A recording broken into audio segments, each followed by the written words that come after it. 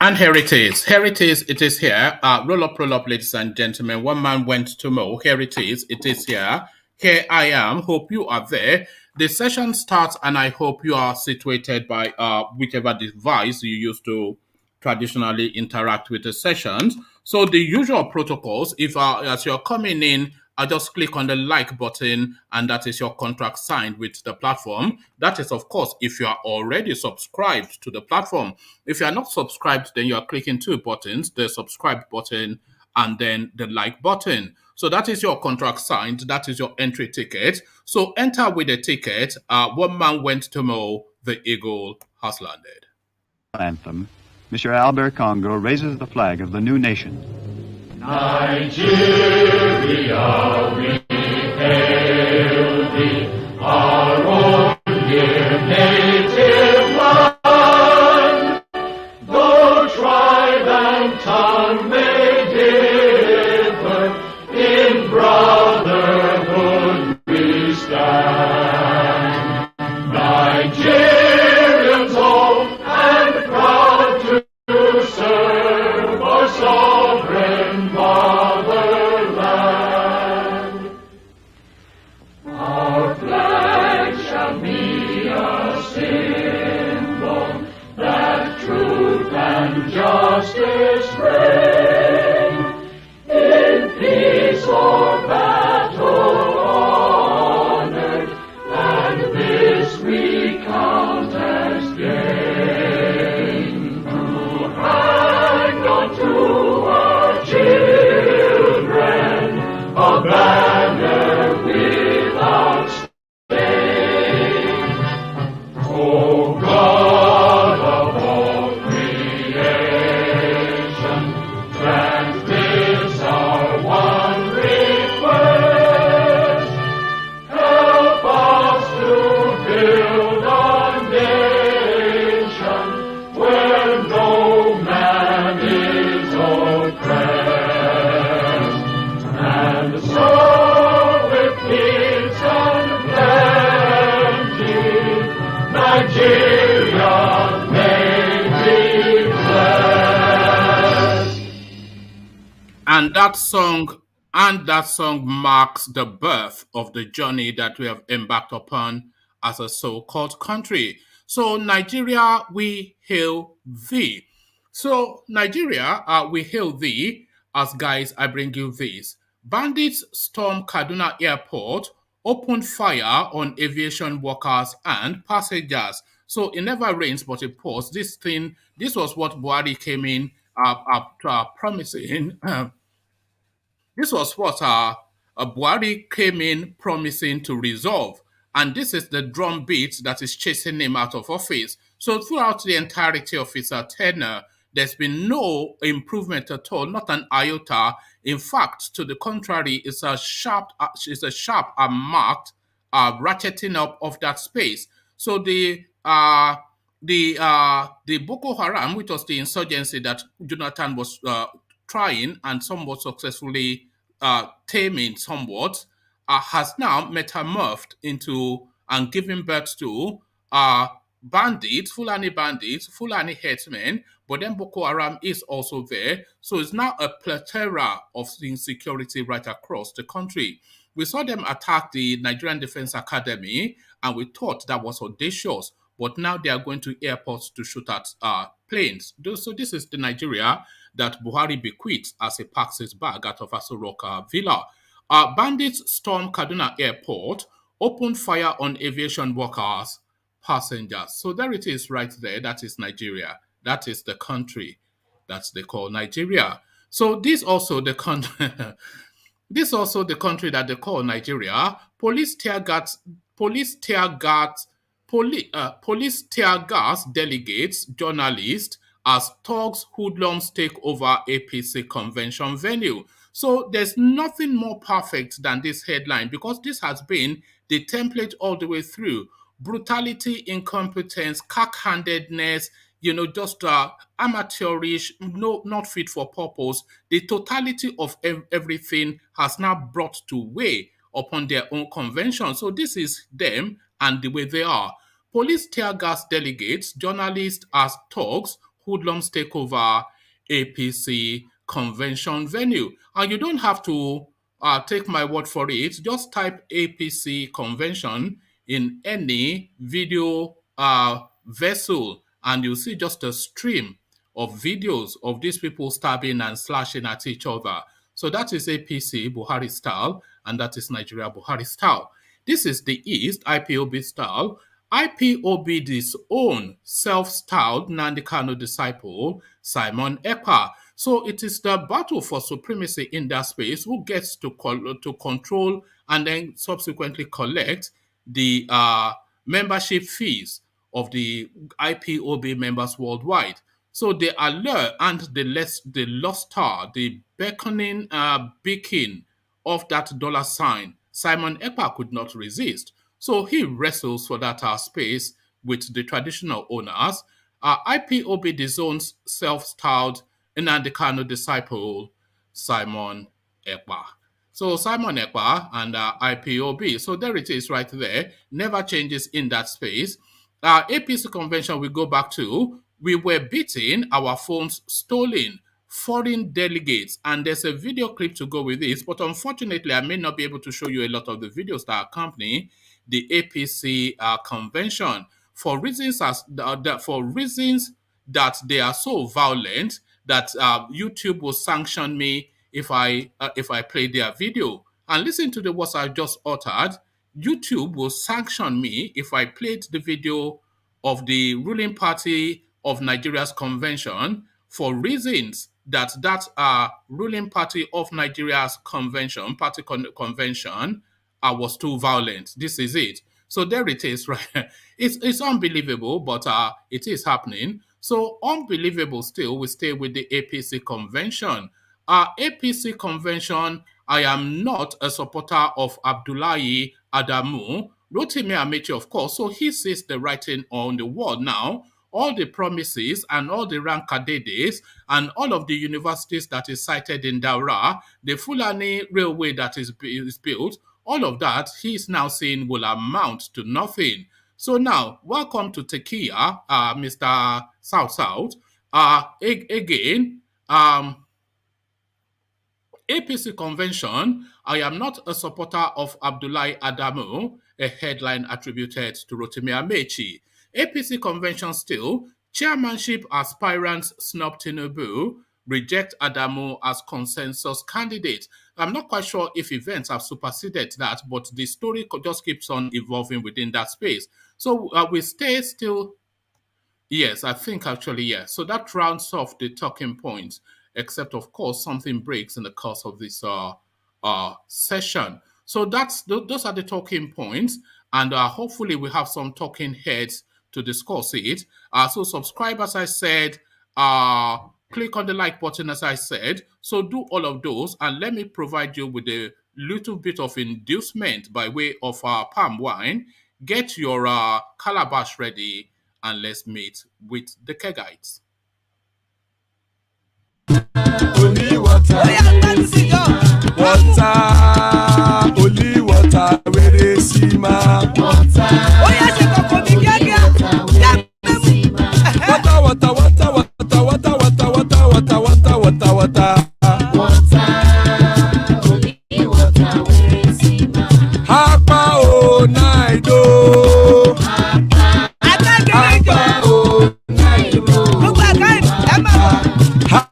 You don't come home.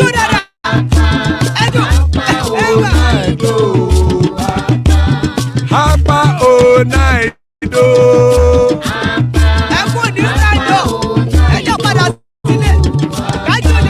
Oro keke lemu ye o.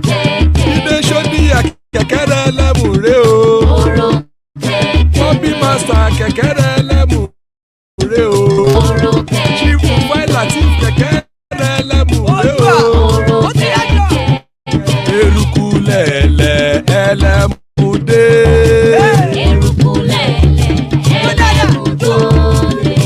Eruku lẹ̀lẹ̀ ẹgbẹ́ ẹlẹ́mú lóde ojàre o. Eruku lẹ̀lẹ̀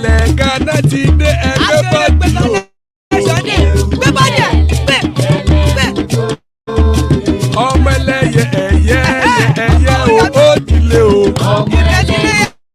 Odúyẹ̀lá ẹ̀yẹ o ó dilé o. Petro Sọ́nà ẹ̀yẹ o ó dilé o. Petro Sọ́dúnkẹ́ ẹ̀yẹ rẹ̀ ó dilé o. Ẹlẹ́kọ̀ọ́ ọ̀run mú ìní o.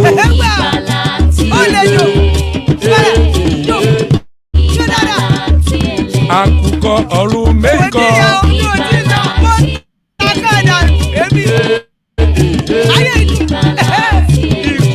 Ikú kò ní rí wà gbéṣe o.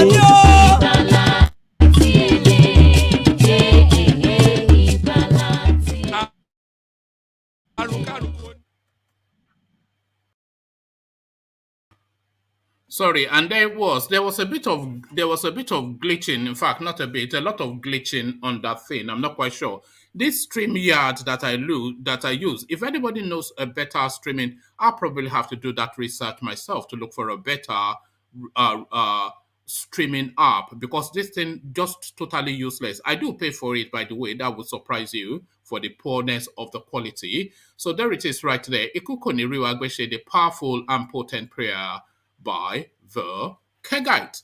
So, Iku Koniriwagbeshe, last guys, I bring you this. Bandits storm Kaduna airport, open fire on aviation workers and passengers. Armed bandits on Saturday afternoon breached the security at the international airport in Kaduna, leaving an aviation security guard killed after opening fire on workers and passengers. A witness told correspondents that the incident occurred shortly after 12 noon when the attackers scaled the airport barriers and caused widespread panic across the facility. We've identified a security worker that was killed as Shehu Naala, our source said under anonymity, because they did not have the authority to do a press interview about the incident. We have everything under control now, but many people were wounded and some flights were unable to depart. Security forces have been deployed to further guarantee calm around the airport, which was used as the main international hub following closure of the airport in Abuja in 2016. A spokesman for the police in Kaduna did not immediately return a request for seeking comments about the attack. An airport management official declined comments.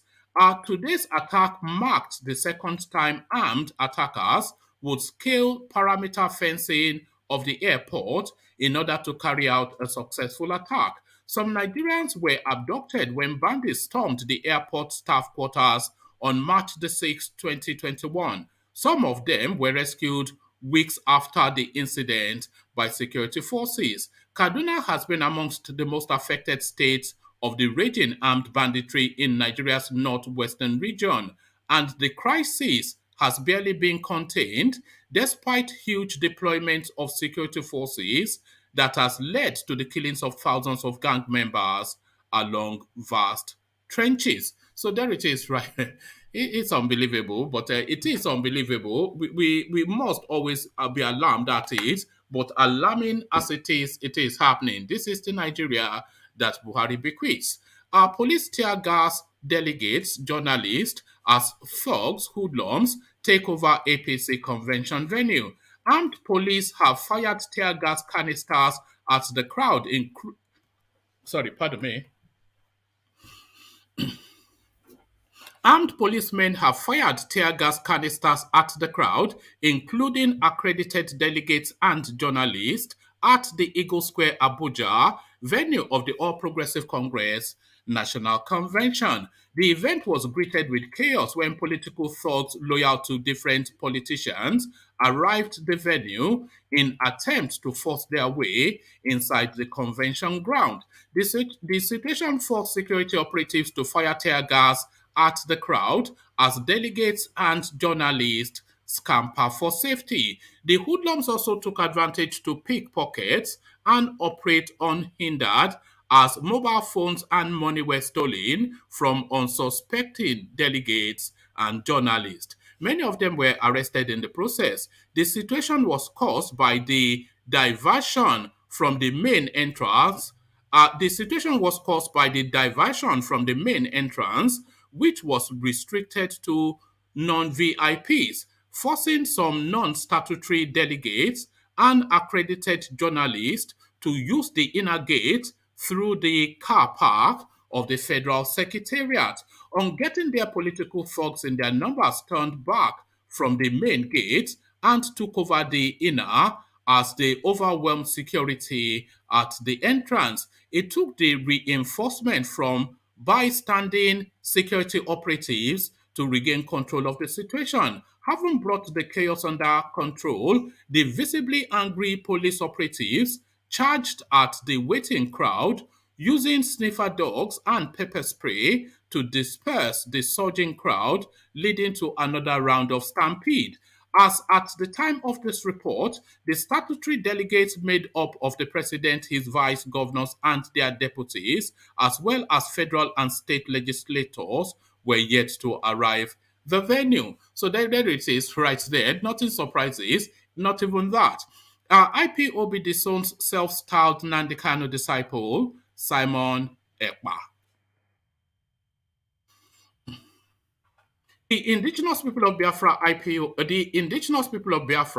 has reiterated that Simon Ekpa, the self-styled Finland-based disciple of Nnamdi Kanu, is not a member of the group. Ipob, in a statement issued by Ima Powerful on Saturday, said Ekpa could not abide by the group's rules and let's take that all over again. It's badly written. It's not me reading it poorly. The indigenous people of Biafra IPOB has reiterated that Simon Ekpa, the self-acclaimed Finland-based disciple of Nnamdi Kanu, is not a member of the group. IPOB, in a statement issued by Ima Powerful on Saturday, said Ekpa could not abide by the group's rules and at such, so that should be as such. That was why I faltered last time. And as such, formed his own group that was not in any way related to IPOB. The group further urged EPA to stop using the group and Eastern Security Network to defraud unsuspecting members of the public. The statement reads, "We, the global movement and family of the indigenous people of Biafra under the command and leadership of Mazi Nnamdi Kanu, wishes to dissociate our noble movement from the ignoble and criminal activities of Simon Ekpa and his autopilot group. IPOB has been existing long before Simon Ekpa and his autopilot group came on board. Simon Ekpa and his group are neither part of IPOB worldwide family, neither do they subscribe to our operational methodology, and people should therefore stop associating them with the revered IPOB under the command of Mazi Nnamdi Kanu. Henceforth, they and the general public are put on notice to desist from using the name of Mazi Nnamdi Kanu, ESN, and IPOB to defraud the unsuspecting public or for any of their activities. Ekpa and his group should stop their attempts to ridicule and debase the institutions our leader, Mazi Nnamdi Kanu, sacrificed all to establish. We want to place it on record that Simon Ekpa is not and has never been a member of IPOB. Since he does not want to abide by the ideals of IPOB, he should form his own group and pursue Biafra freedom the way he is convinced and stop attaching himself to the cherished name of IPOB. Simon Ekpa should know that the politicians sponsoring him and his group to demonize IPOB, ESN, and Nnamdi Kanu will soon abandon him and his sinister activities. We want his family, friends, and associates who know him to advise him to leave IPOB out of his activities. Simon Ekpa, autopilot, and Umuada Highways in America should stop their attempts to tarnish the hallowed name of IPOB and its security arm, the ESN, established by Mazi Nnamdi Kanu to liberate our people from the bondage of Fulani terrorist nation called Nigeria. The purported Nollywood classroom unveiling of what was termed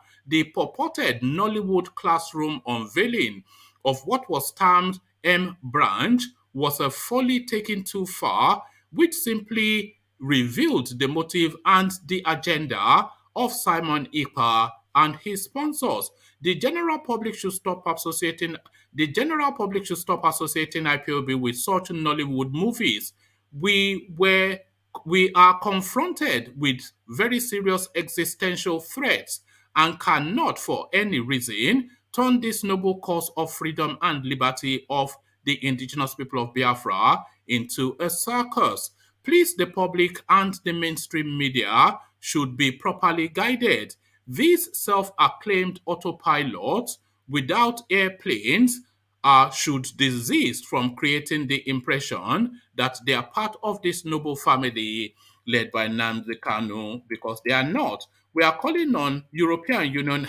Why do they always? This is the one thing that always puzzles me about public notices put out by ESN. They always call on the European Union, the United Nations, and the United States. Why are you calling on them? What is their business with you? We are calling on the European Union and the world to take note of anyone trying to use the name of IPOB to instigate crisis in our land. We want to clarify that M Branch, which these dissidents are claiming to be forming in a room somewhere, we want to confirm that M Branch, with these dissidents are claiming to be forming in a room somewhere, was commissioned by Mazi Kanu many years ago before launching ESN. IPOB's M Branch personnel do not have uniform. M Branch is the IPOB international. Sorry, man, you do have to chuckle sometimes because it's okay. No, let me not say that. I shouldn't say that. IPOB M Branch personnel do not wear uniform. M Branch is the IPOB International Secret Service. They are not in uniform, just as Secret Service people anywhere are not in uniform. So anyone claiming to be forming M Branch with uniform is on its own. M Branch is a secret service in the ESN structure created by MNK. No one has seen them before. They have no uniform, and very few people actually know about their operations. So ask yourself, why would anyone claim he has publicly launched an intelligence unit in IPOB if such a person is not working sinisterly for a paymaster in the pursuit of an evil agenda? People should be properly guided and not allow themselves to be scammed. A word is enough for the wise. So there it is right there, the usual bombasticness from the usual quarter. So bombasting and whatnot. This is what we know that space for. APC convention, we were beaten, our phones stolen, foreign delegate. A delegate from Canada has lamented the ill treatment meted out to foreign representatives at the ongoing All Progressive Congress APC National Convention. Correspondents report that the unnamed delegate, who spoke in a video cited by this outfit, said things ought to be properly organized. They sent us an email that we should come by 7 o'clock in the morning. We were there at 7 o'clock a.m. Later, they sent another email that we should come at 9 a.m. They gave us a tag, took us on a bus. We went round all these places for almost 1 hour. They couldn't let us in, he said. They finally told us to form a line. We got in the line. They started beating us, stealing our phones. As I am talking to you, we are standing outside. Just look at what they are doing to foreign delegates. This is very unacceptable, and the government has to know this. I came all the way from Canada, And this is what we are getting. Over 7,000 delegates are attending the convention of the ruling party today at the Eagle Square, Abuja, to elect national and zonal officials. So there it is right there. I don't really need to add or subtract from that. That speaks for itself. So there it is right there. This is just it. These people are not fit for purpose. We've just been mugged. We've been mugged in Nigeria. We've been played for mugs. So to the next. APC convention. I am not a supporter of Abdullahi Adamu, says AMAECHI. So now let's now see, is this the tone of rebellion or is this headline just misleading? The Minister of Transportation, ROTIMI AMAECHI, has said he is not a supporter of Abdullahi Adamu, but of any consensus candidate at the ongoing All Progressive Congress convention. Adamu is the choice of President Muhammad Buhari for the chairmanship position.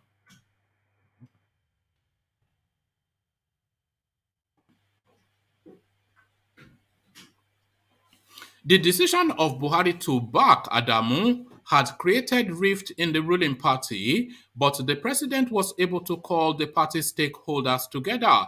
Shortly before the convention kicked off, 6 chairmanship aspirants stepped down for Adamu, who is set to emerge according to our feelers. Hold on. Commenting on this, Senator Sani Musa, one of the chairmanship aspirants, said it was difficult pulling out of the race. But speaking with Channels Television at Eagle Square, Abuja, venue of the convention, AMAECHI said, the new chairman that emerges will continue to see how he will strengthen the party to an election. I am not a supporter of Abdullahi Adamu. I am a supporter of the consensus. You know one mistake everybody is making. Just because nobody saw me in the front of any candidate, nobody can tell you today that I am behind any candidate. So there it is right there. Not a ringing endorsement. Certainly, you can say that not. That is one statement that can be made. That was not a ringing endorsement. That is not is our man. That is not the president was right. That is not I have faith in him. That is just blah blah. Meh. That's meh. He just said meh, which is to say that he's not pleased. So there it is right there. So we go to the last readout, which is still not surprisingly to do with the APC convention. But I'm not quite sure if events have superseded now this headline. APC convention, chairmanship aspirants snub Buhari, reject Adamu as consensus candidate. With a few hours to the National Convention of the ruling All Progressive Congress APC, there are indications none of the 6 other aspirants for the chairmanship position have agreed to step down for Abdullahi Adamu, the preferred candidate of President Muhammad Buhari. The convention is built to hold today, after it was postponed several times by the caretaker committee of the party. Mr. Buhari on Wednesday met the aspirants for the party's top job and informed them of his decision to support Mr. Adamu, a serving senator and former governor of Nasarawa State. The aspirants who attended the late-night meeting with the president on Wednesday include Mr. Adamu, Tanko Al-Makura, George Akume, Abdulaziz Yari, etc., etc. In his push for consensus candidates ahead of the convention, Mr. Buhari ordered APC governors to refund money paid for the expression of interest and nomination forms for any of the aspirants willing to step down for Mr. Adamu and other consensus candidates. Each of the aspirants paid 20 million for the forms. But few hours to the convention, none of the other aspirants has indicated an interest in withdrawing from the race. So I suspect that events have superseded this. So let's abandon that because it looks as though they have now stepped down. So there it is right there. So there it is right there. So now let's now get to the to hopefully the conversation. So DOG, I see you. Professor Data O, I see you. What is what is this thing that is showing? Is this an NFT? Is this an NFT, DOG? DOJ, what is that thing showing on your DP? It must be like a alien or something. No, it's an NFT. Is it an NFT? No, it's not. Okay, all right. Oh, all right. Good to have you, gentlemen. So let's come to you then, DOG. I was reading out that last story, but it looks as though that agreement has been reached, and they've all agreed to gift it to the senator that defrauded Nasarawa State of 15 billion naira. So what are you making of that then? A new champion emerges for the APC. What I can just say is some people are not happy about it. It's just like as if some people don't have a choice; they just have to accept it, but they are not happy with it. That party, I don't know how they want to survive this election, honestly, with the way things are going there. And I think, to be honest, apart from them being the equivalent power, I think if PDP can put their head together and put down a good candidate, they could take over from these guys, because they are not aligned. All of them are not really aligned in ideas and what they want and in plans. So it's more like some people are just quiet. They can't say anything. All right. I mean, the whole party is a farce, but I will spend a lot of time on that, I'm sure. But let me start you off from the first story that I read off. This it saddens, but does not surprise me. Bandits storm Kaduna airport, open fire on aviation workers and passengers. So they actually killed at least one person in that thing. But how is it even a thing? That bandits storm an airport. You remember when they shut down Abuja airport to fix the runway? This is where they were trafficking international traffic too. So this is a major airport, and bandits can just stroll in there and shoot up the place. What are you then making then of this incident at the OJ? We can't be surprised with all this news anymore. If all these guys can go into a military base and attack them and kidnap some of their bosses very easily. I think I even sent you something. Now they went to, there's a place maybe in Gwagwalada in Abuja, a normal residence. They break through the wall and they went into the bungalow and they kidnapped everybody in the bungalow. People in their house were sleeping. So there is no security in that country. Anything can happen anywhere at any time. That's how bad it is now. So now imagine police even saying they are going on strike. Now imagine they go on strike.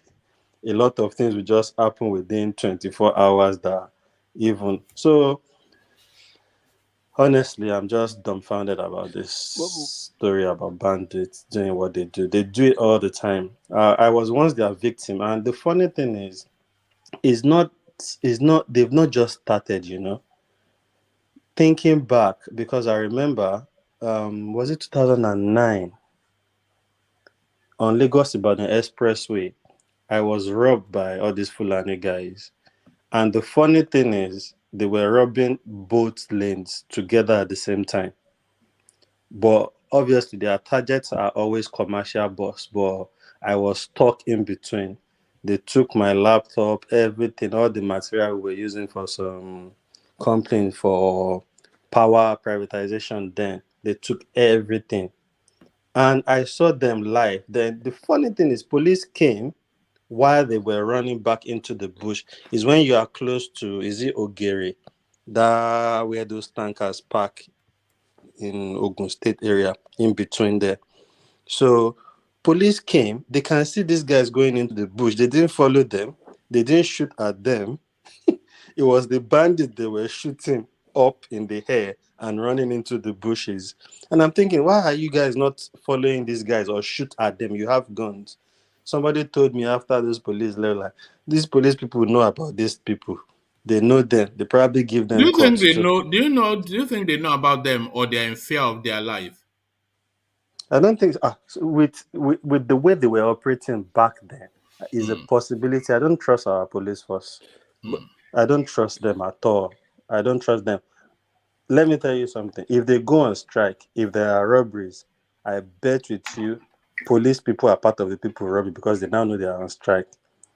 Some of them give guns to all these armed robbers to go and do their operations, you know. So some But isn't armed it robbers have something for connect. bandits to go and shoot up an international airport? I've heard That of insurgents, is maybe crazy. insurgents or maybe a coup, but not just there's criminals now. Criminals just Yeah, they don't have any fear anymore, and that's why I said the other day. Even the trend they are building is just to bring more of these guys into the country. But They are bringing more of them into the country, and with the way it's going, I fear for that country, honestly, because you'll be thinking of a solution to other problems on ground, and some problems are even just persisting all the time, and it's just as if there is no control, there is nothing, and there are hierarchies there in police force. They won't come out and even really say anything. The military, they won't really come out and say anything. You won't see the president even talk about anything about it. Probably maybe one of his spokesmen will come out and talk like a yam head, you know. So it's just, I don't understand it. That is, if it's yeah. Yeah, let's say from Charles. Yeah. Wouldn't this make airlines scared to fly to Nigeria? Because if Bangkok gone to the airport, airlines will be scared to fly for their own safety too. And we want to fly to That's the what we airport. were saying the other day now, Charles. That ego was saying it's safe, nothing is happening, nothing is happening, it's safe, you know? It's not safe. It's not, my brother, it's not. People get killed. It's quite a thing, no. This thing that we're just discussing casually, It's that very serious. In the same it's country, just happened. We're talking about an international. international airport. Yeah, Imagine in the bandits same going to shoot country, up Heathrow or JFK. This is what they're exactly. saying. In the same Or even country, forget the Heathrow, JFK, president, Jomo Kenyatta, or the UK airport. president or the prime minister would have come out to speak about it already, because that's a serious case. That's a national security issue. And Because that means anybody can come to that airport. that part Kaduna is going to implode soon, because they're even keeping it low key because it's their people in government. But when the power transits to the south, they will really go savage. That's the thing. Exactly. We've not even reached the worst of it yet. It's affair. Exactly. This is just the beginning, honestly. That's why I say I fear with that trend they are building, it's just going to allow these people to have more access into that country. Because I don't get it. DOG, sorry to interrupt you. I don't know if you guys listen to Babajide Otitoju, this guy from that covers war. I think the war journalist hangout from journalist hangouts. Journalist hangouts. Yeah. So I think he covers this war thing, Boko Haram and all the war efforts against the insurgency. So he was analyzing this morning how the northern part of Nigeria, there's been influx of jihadists from the Sahel, and because even Burkina Faso right now is going through a terrible time. Right? But that was the reason why they toppled their government, the civilian elected government. They toppled them, mainly because they were just massacring their military, the same way they were doing to our own military here. So if you listen to what he said, they were infiltrating through Niger into Nigeria. And when these people come in, they blend in as Fulanis, because you can hardly tell the difference, because they speak some sort of Hausa in Mali. Yeah, their language are similar and they look the same. So it's very hard for you to tell if these people are not to distinguish them. Yeah. So, and then if these people claim to be Nigerians and then they obtain Nigerian the documentation, like our electoral card and things like that, you can hardly tell. So what I'm trying to just say is this: you see, that northern part of Nigeria it's a matter of national security. But I don't know why the governments are not concerned about that part. All they're concerned about is just the south. You get it? So what I'm just trying to say in a nutshell is that these people are becoming brazen. I think that's the word we should use. They're becoming more brazen because they do one thing: they attacked the defense headquarters. Nothing was done to it. They're attacking the airports. What next? What are they going to do? Yeah, they are going to attack Aso Rock soon, and they will. That's right, of course, exactly. That's just it. It's quite it's a Yeah. frightening So thing. Yeah, go on. you remember the day we were talking about them now recruiting them into the military?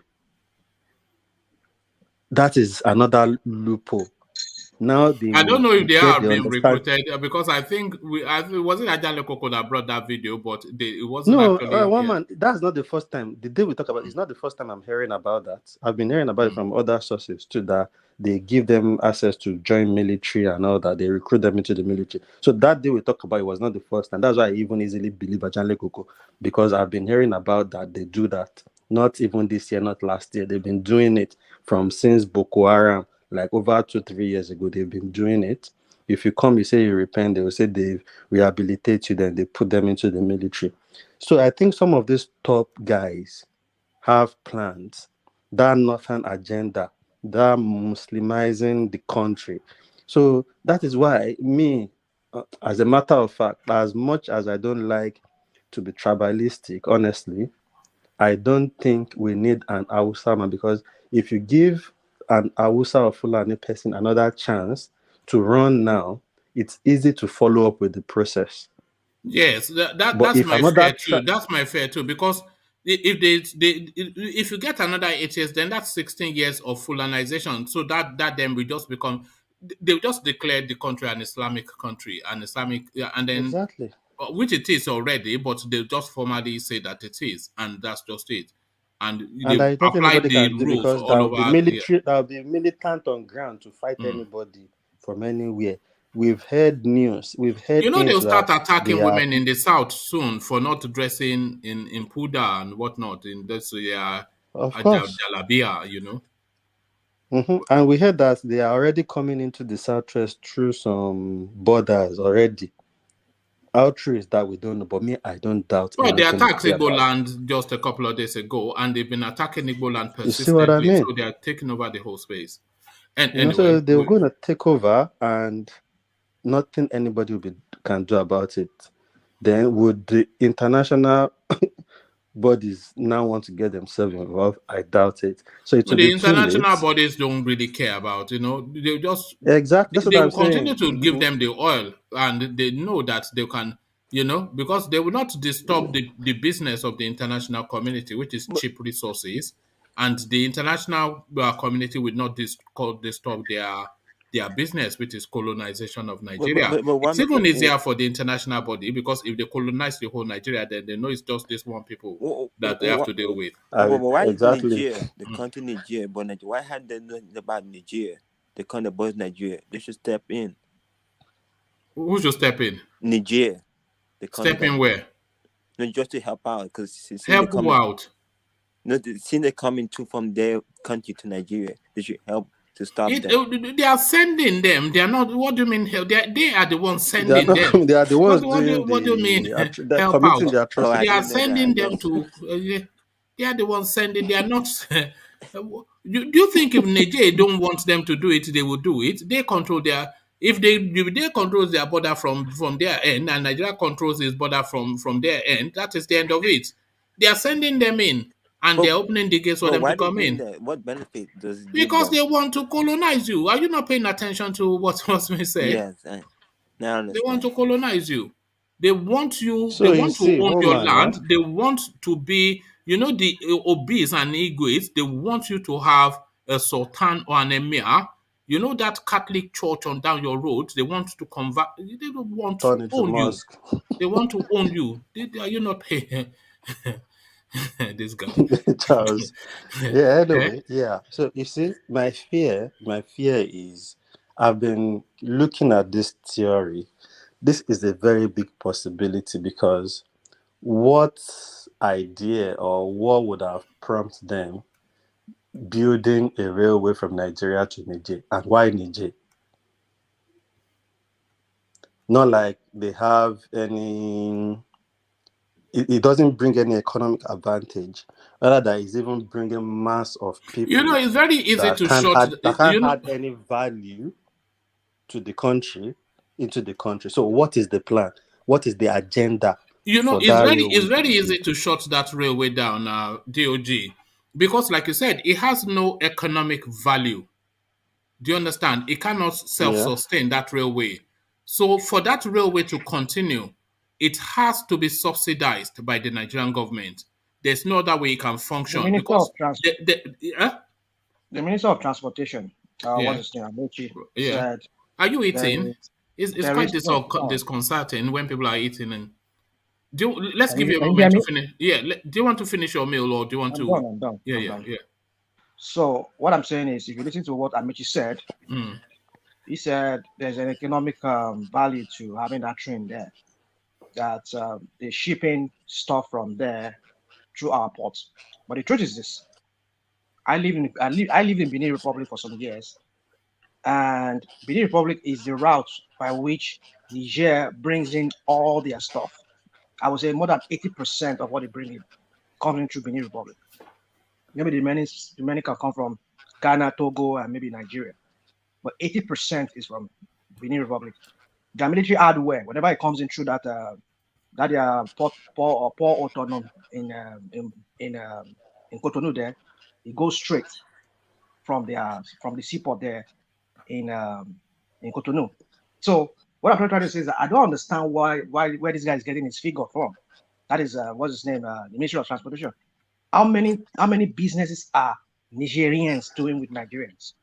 Rational mind. What Bulk are of you their saying? businesses is Those from guys the are dancing to Buhari now. They are dancing to the music is playing for them, and it's So favoring them in their own political way. So what can they do? They just need to dance to the beat.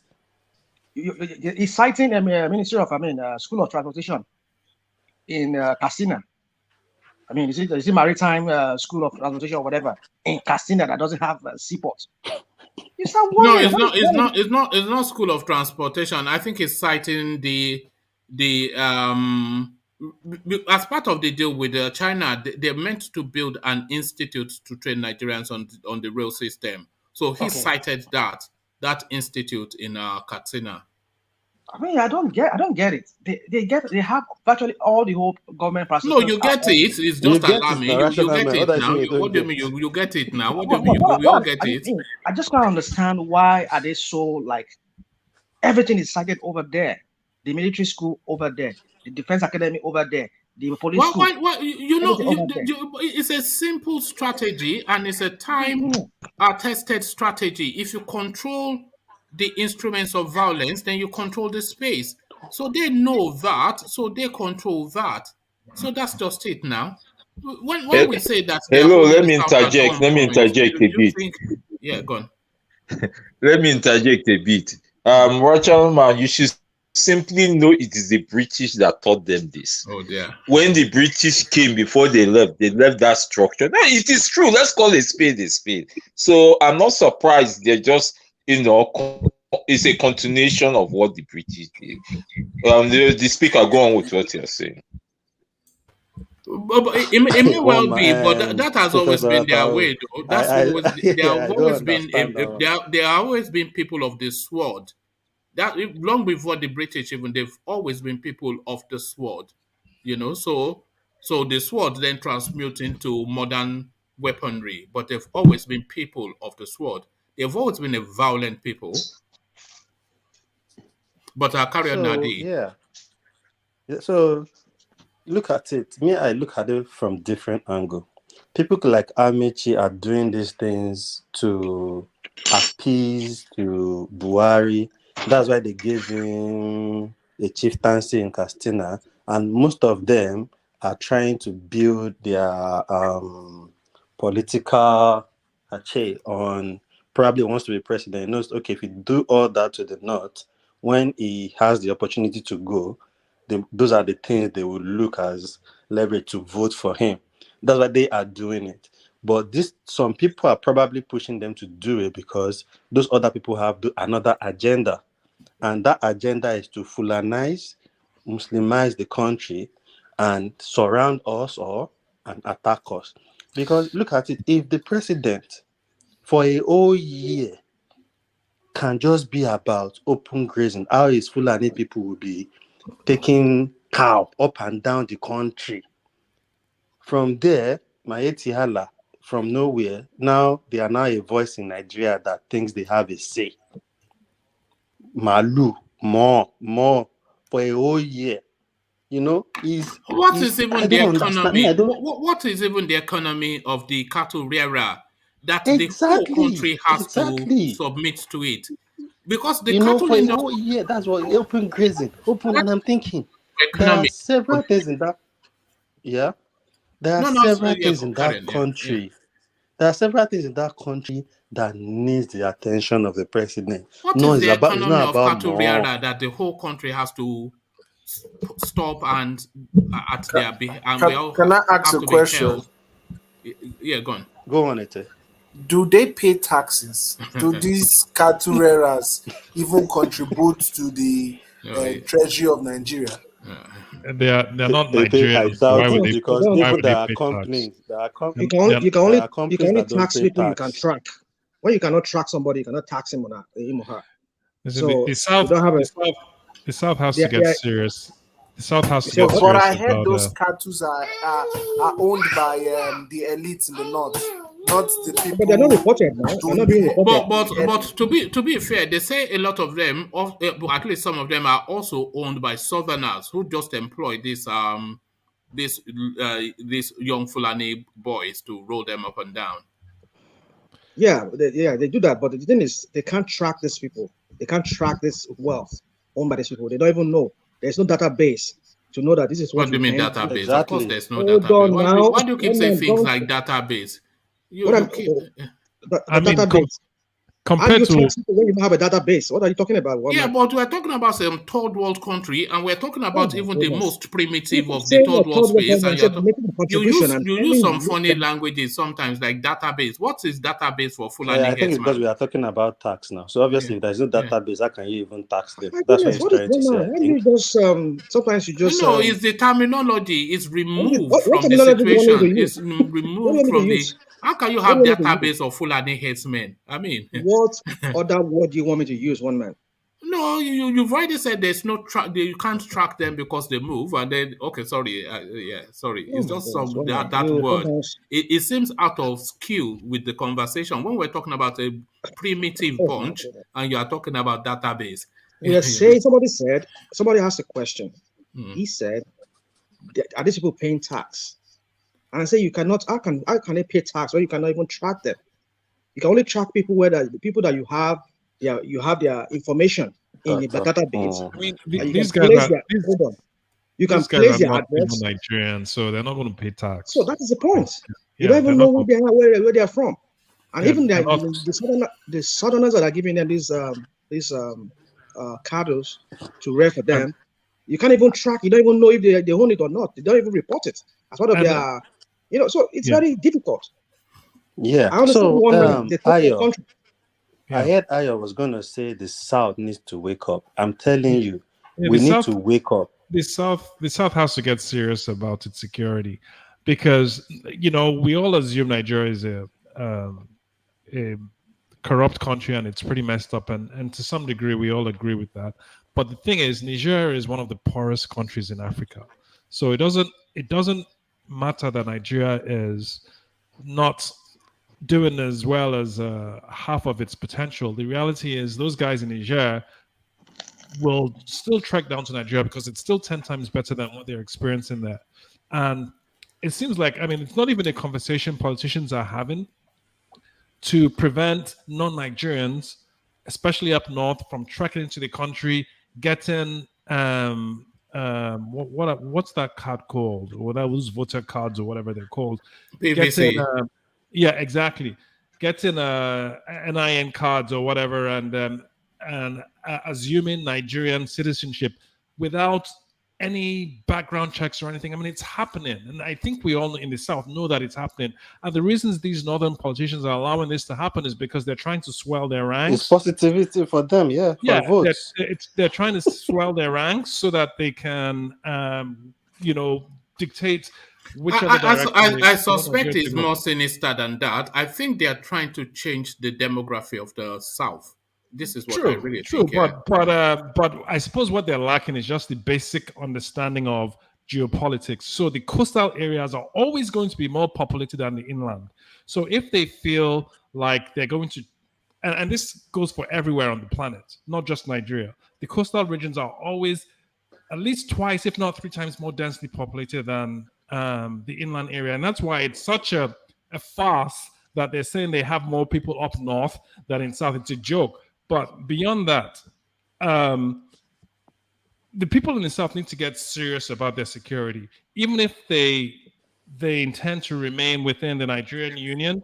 There's no reason why you shouldn't be able to live the lifestyle you want. There's no reason why an Igbo man or Yoruba man or an Ijo man should have to worry about someone trekking from 500 miles up north and encroaching on his territory, ruining his crops. Okay, so why do you think that obtains? Because in the South, we don't see it as a problem, and it's an existential problem. No, we do. Why do we are common? I don't think it's something that is vested upon people every day. So I don't think they cannot. I think I get what Hold on. I want to see where you're going with it. Sorry, Charles. Right. Okay. I want to see what logic strand that you're presenting. So surely they see it because it's vested upon them daily. Sure, even Dave was telling us he had an encounter.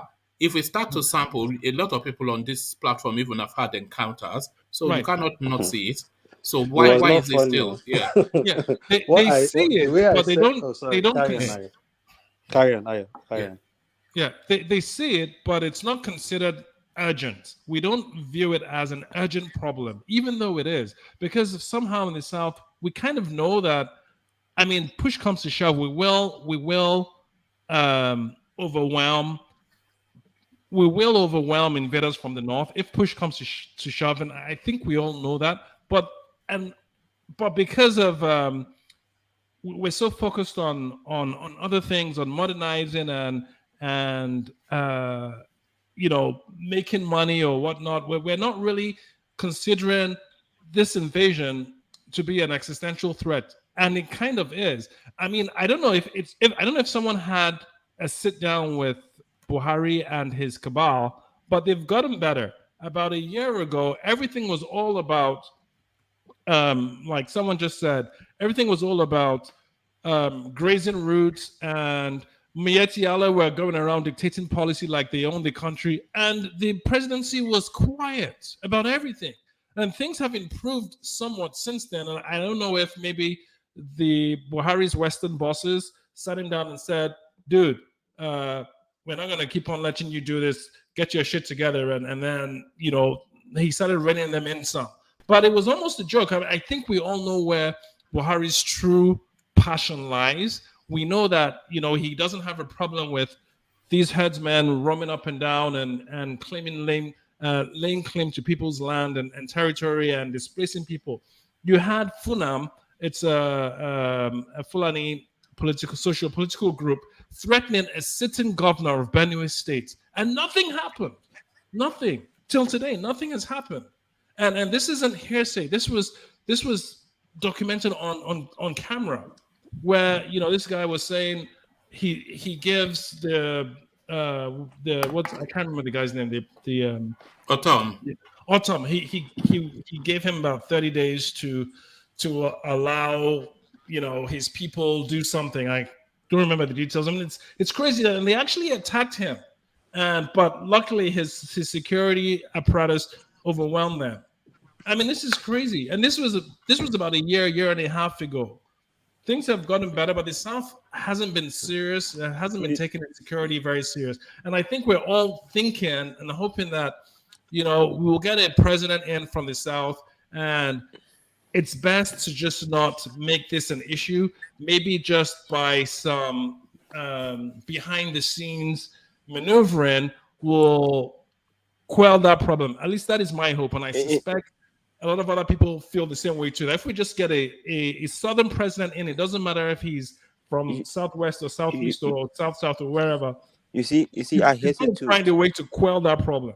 But you're absolutely right. If we have another 8 years of Fulani rule, and it doesn't even matter if it's Fulani, anyone in the north, those guys are they just seem to be so sympathetic to, because they don't object to what is being done, because they see it from a religious strand. They want to they want their religion via the jihad system to cascade. You remember they promised us that they are going to dip their holy book in the ocean, which is to tell you that they are going to control all the way from their region up to where the coast is. And we all know where the coast is, so the agenda is in open play. You see, I think the issue is going. I think in my opinion, I think the South are weak.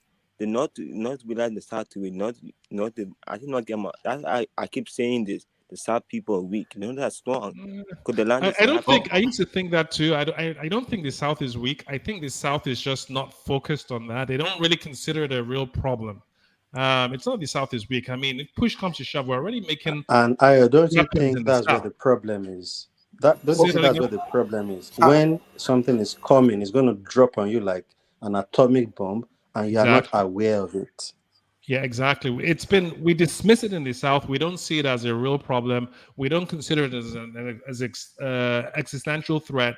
So we just dismiss it like it's just gossip and to some degree, it doesn't seem like the original plan, because it seemed at one point like they had all these bandits in the forest in Yoruba land and Igbo land, and we're all going to strike at once with some uniform attack or invasion.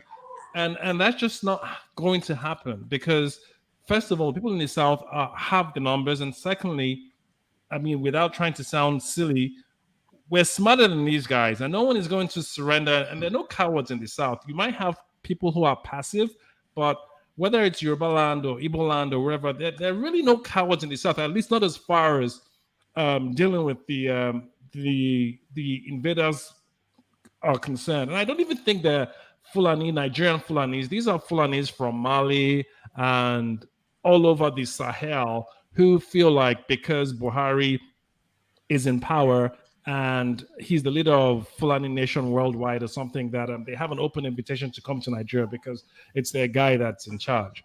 So hopefully we'll get a southern president soon, and there'll be some cleansing of this craziness. But that's a leap of faith, because if we get a southern president, but we don't get the right southern, because if we get Rotimi Amechi, there'll be no cleansing of anything. If we get Goodluck Jonathan, there'll be no cleansing of anything. If we get some, we need somebody with big balls to because they've so entrenched within the system. Right. One man, you can't be too sure. Yeah. You can't be too sure about that. When people get power, when people get power, they change. You might see the Amechi, you might see all those people doing these things like this, and you feel like they won't be able to do anything. But when they are number one man in the country, you might even see that maybe I'm pretty sure he would not be able to do anything. Let me tell you something. Yeah. It's obvious. Yeah. It's obvious. People like Amechi are just about their own political ambition. Exactly. The way he's moving. So what's the point of trusting him? Taking that kind of risk. He's already shown you who he is. Yeah, exactly. It's already position, apart from the presidency. When he's not the president, he doesn't have anything to. Goodluck Jonathan was the president. Goodluck Jonathan was the president, but he did not have. Goodluck Jonathan was not firm. Amechi is far more firmer than Goodluck Jonathan. You must be joking. No, he's far more firmer. And shall I tell you why Goodluck Jonathan was weak? Shall I tell you? Because he has no constituency. He comes from a minority tribe, and he does not have military backdrop. So he doesn't have an army backdrop, and he comes from a minority tribe. So they can overwhelm him easily, and he knew that. Yeah. He knew he was a sitting duck, and he knew he had to continue to assuage them all the way through. And the moment they spotted that he was weak, they were beating him down and beating him down and beating him down, and he was taking it. And that's what Rotimi Amechi will do as well. And that's the reason. You're absolutely right, 100%. And that's the reason why they're trying to get him back to run for another 4 years, because first of all, they'll know they'll be able to control him, and then secondly, after 4 years, they'll be like, okay, we can go back to the north, and then we can continue with our agenda or whatever it is they think they're doing. That's the plan. Exactly. So hopefully, I hope he doesn't accept, because if he does, man, things are going to start getting rough in Nigeria. It'll be a real act of treachery if he accepts it, knowing that he only has one term left, and knowing the situation of the country. and knowing the views of the South. So that would be yet Ayo, the most selfish thing anybody has ever done. Yeah. In Nigeria. And Ayo, it doesn't. don't you feel like we're underrating the huge population of Christians in the north? You see, when these things that we're saying is basically the Northwest.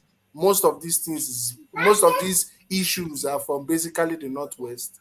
There's significant population that are aggrieved presently. I don't think the entire northern population are in lockstep with northern political policy.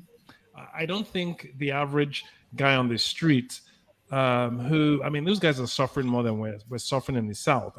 I don't think they're in lockstep, but they're used to the feudal system of government or the system of leadership where they are completely at odds and there's always tension between them and their leaders, and they are used to being subdued.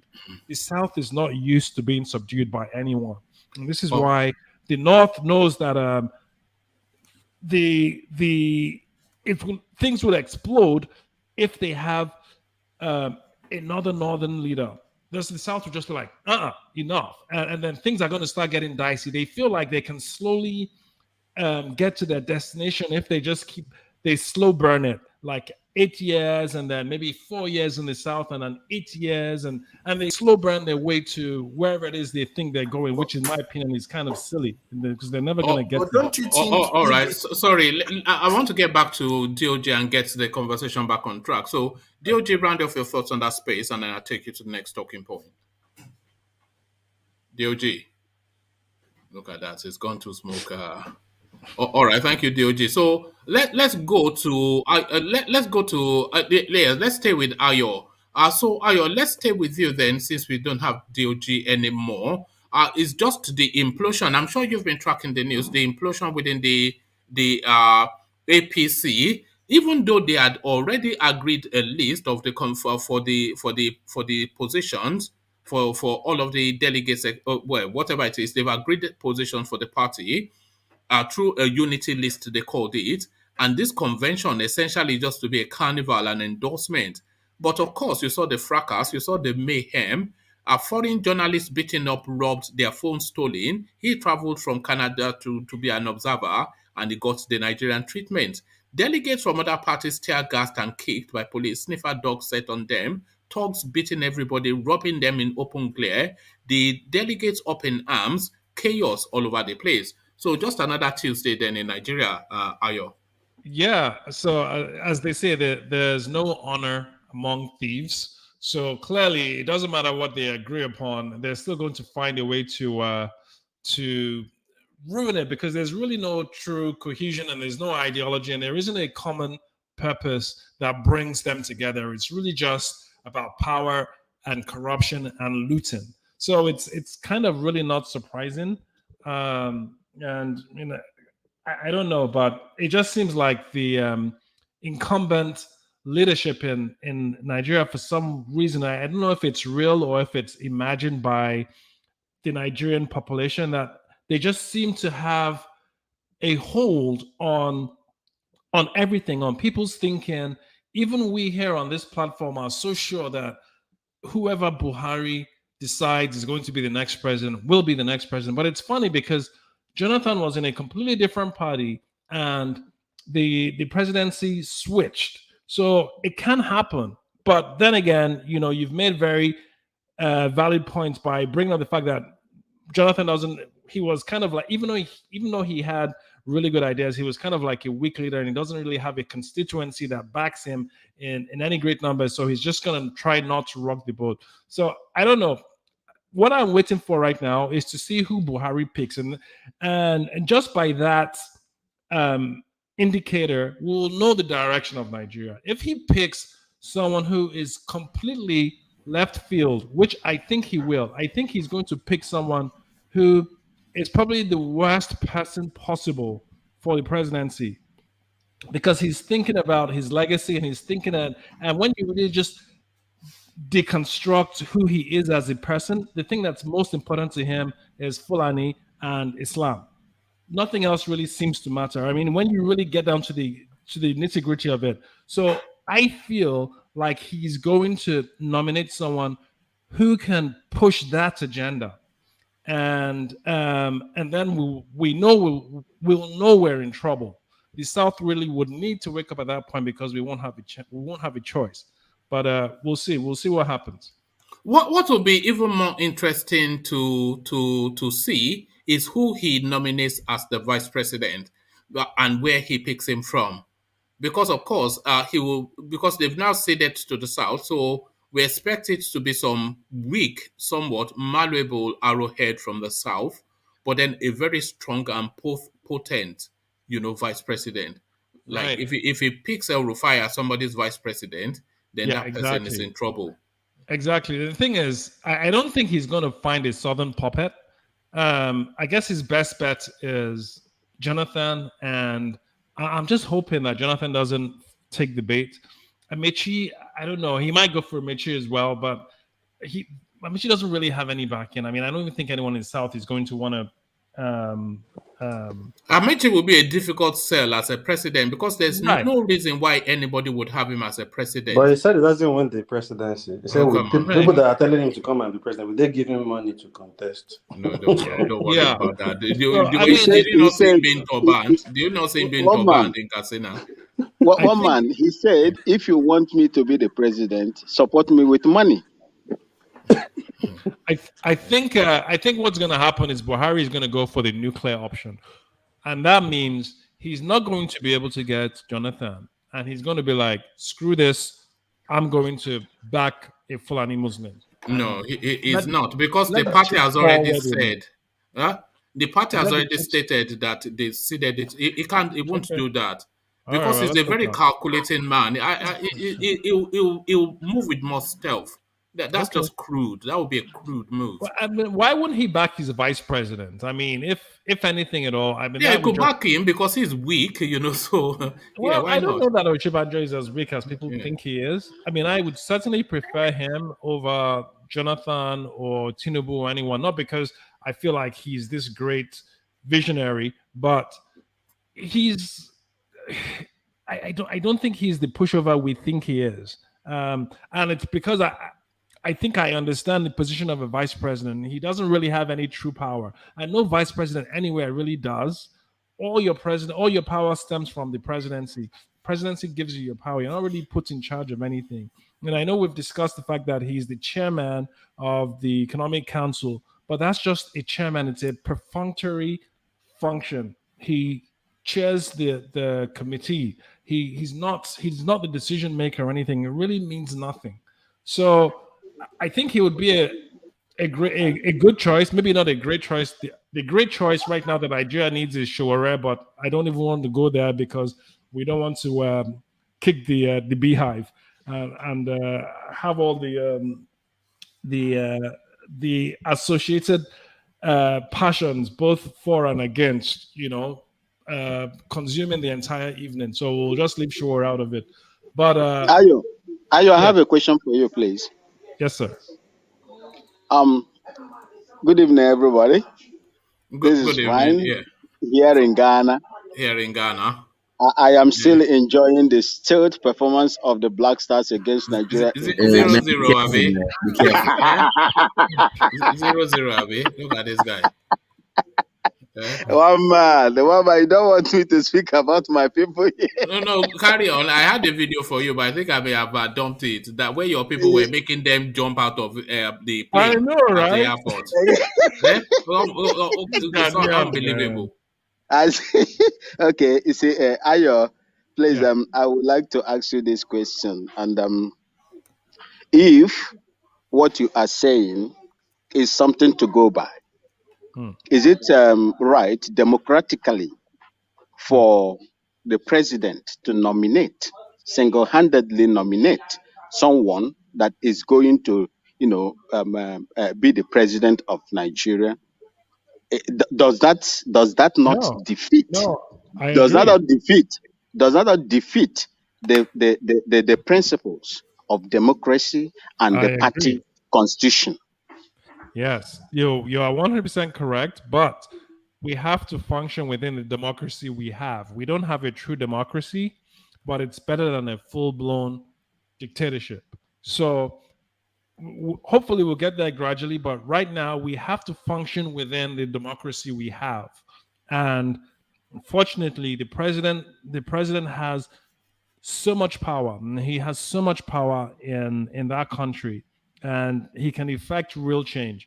Even when Obasanjo, the first, obviously, the first, or the return back to democratic leadership in 2000 or whatever, when Atiku and Obasanjo were going at it, and everyone kind of knew that there's no way Atiku could win going against a sitting president, and especially as you were his vice president. So, and Atiku was from the north, and he did seem to have a lot of power. I think he was actually even more powerful then than he is now, and that's how he sort of like got his name etched into the power players currently in Nigeria was during the Obasanjo time.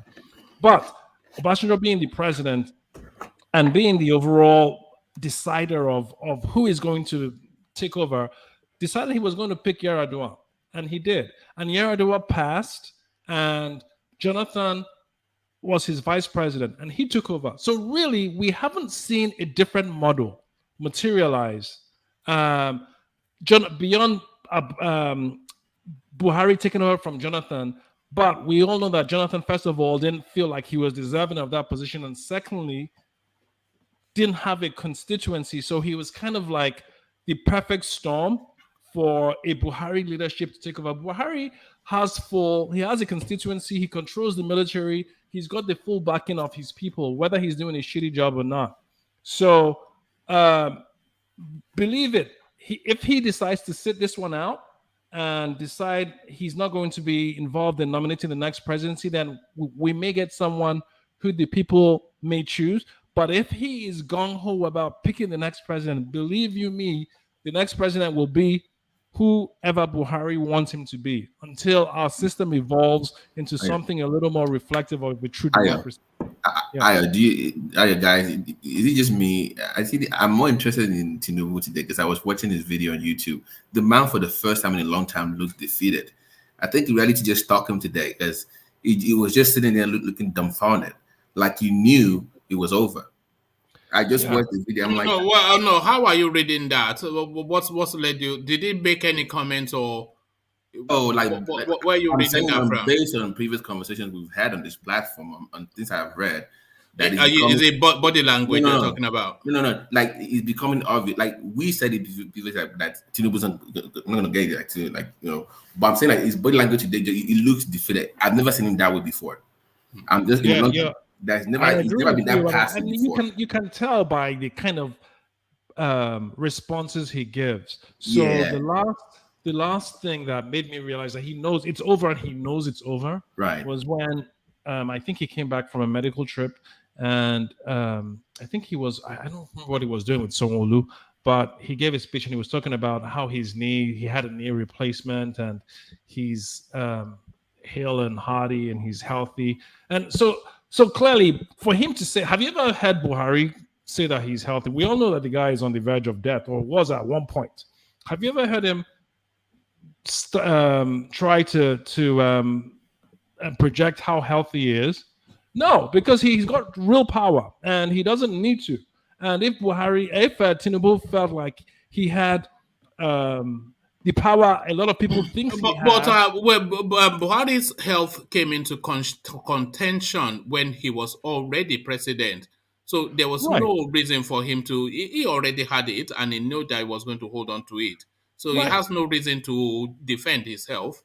Right. But I was referring to Tinubu, not Buhari necessarily. But I think the last nail, comparing it to Buhari, wasn't it? Carry on, sorry. The last nail in Tinubu's coffin was him peeing on himself.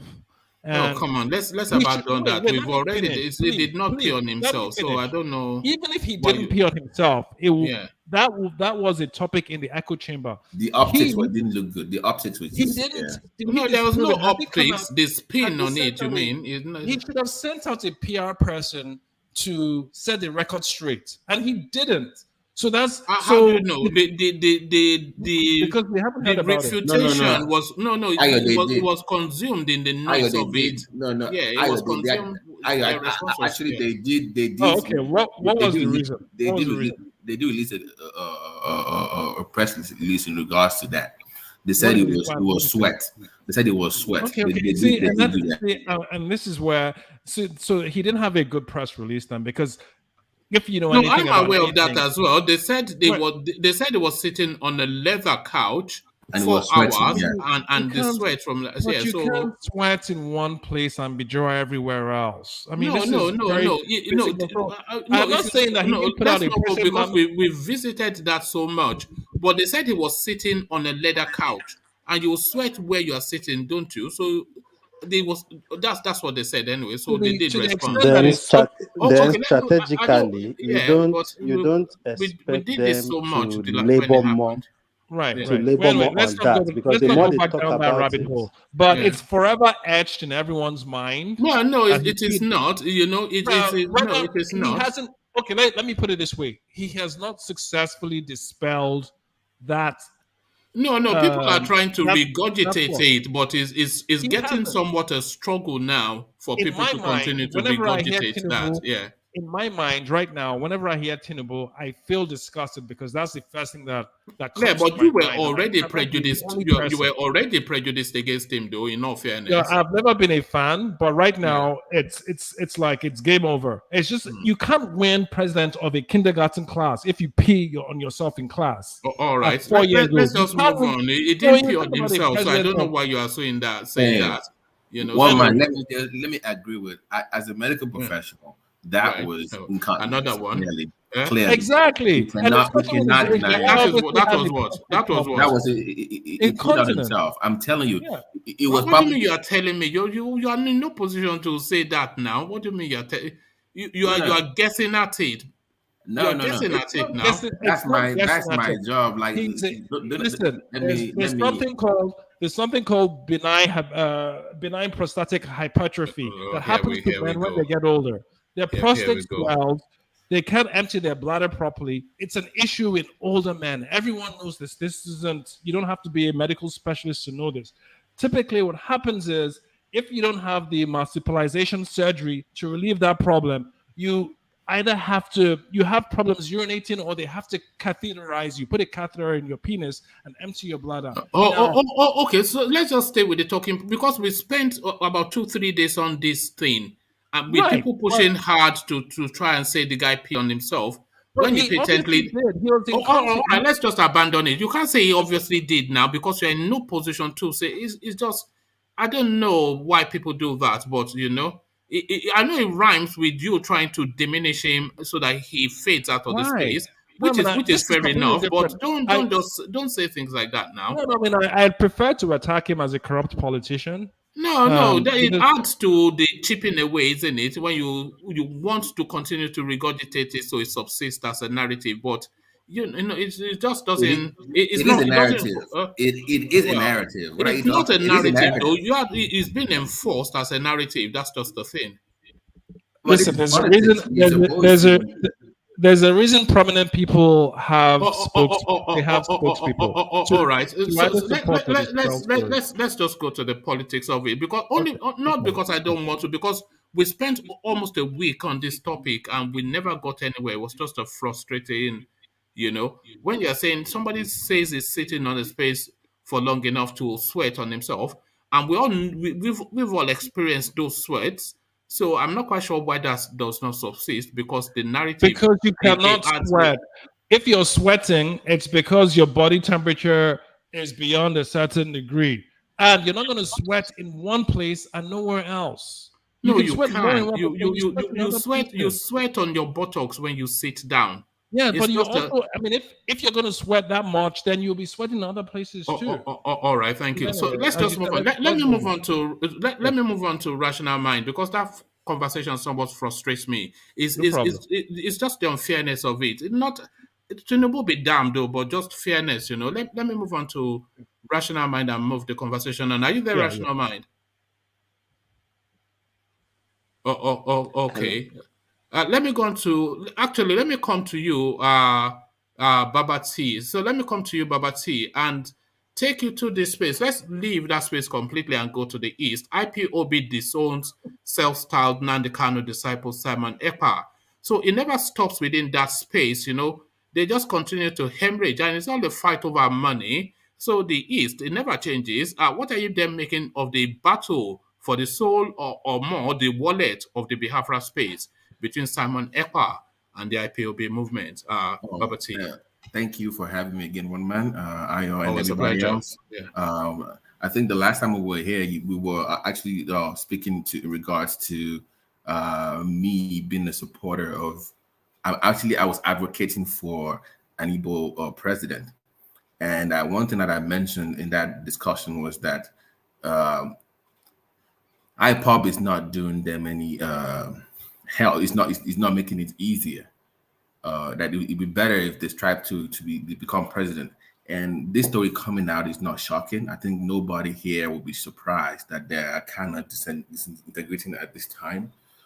And I've never been a supporter of Ipob movement because I knew it was not going to go anywhere.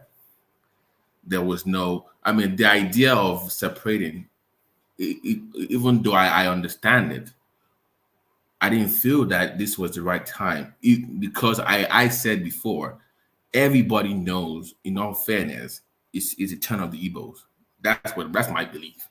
That's what I wanted. And I didn't understand why they kept doing that. And once your so-called leader was arrested and you have the opportunity to actually become president, you should have just calmed down for a bit. Then when your man gets there... Do you think it's too late for them to calm down? Do you think the narrative, as they held it for so long, it's completely damaged any possibility of an Eastern president? Yeah, it's severely damaged that, because I mentioned earlier the other time that we live in a multicultural, multi-tribal society, that you need to build trust. And your population, you don't have the same latitude as a Northerner when it comes to the presidency. When you like you mentioned about good luck now, or like an Obama, you can remember Obama, they said, oh, you need to fight the white man and go against them. He couldn't do that because he knew he needed their votes. He can have the same beliefs as you, but you cannot do that in the political space. You cannot say you don't like Fulani or so-called. And they set so many traps for Obama to go against the white man, didn't they? Right. Especially all those killings, Right. They were prodding at him to go black. Yeah, one man, not because he didn't believe those things, but he knew politics. He knew it was a trap. He knew it was a trap. It's like me asking what's the name of that judge? What is a woman? She knows the answer to that, but she's not going to answer it because she knows it's a trap. So you do, but they keep fitting into this division thing. So if you let's say my guy would be Peter would be right. That's the one that people wanted, at least in this panel. That's the man everybody said and I agree with them. But at this point, everybody as an Igbo person should rally behind him and support him. And Ipob should not be in the rear end at this time. And for them to still be having this conversation 1 year to elections is mind-boggling. It is your turn. Stop blowing it. Yeah, but baby, you get something wrong. I think what's happening is, I think it was blowing up for 30 years. You see, when you attack a sleeping dog, it wakes. I keep saying this. I think it was bubbling up. The anger was bubbling up for 30 years. Now it came out. You see, I think the Igbo people were angry, but they didn't let the anger out until now. I think that's what's happening. But this is not. Years. No. Everybody's angry in the country. Everybody has issues, not just them only. I think we need to put that into consideration. But like I said before, like your brother would say, "My going Okay, this is guy. Don't Yoruba if you don't know how to speak it now. What's wrong with it? Yes. No. But one man, I'm being serious now. Yeah. When everybody knows it's your turn, even though you have grievances against the state, this is not the time. It's not the right time to be in that situation, and you made it worse for your candidates, because let's say Peter Obi is running now and he becomes a very serious candidate. They're going to force him to a corner.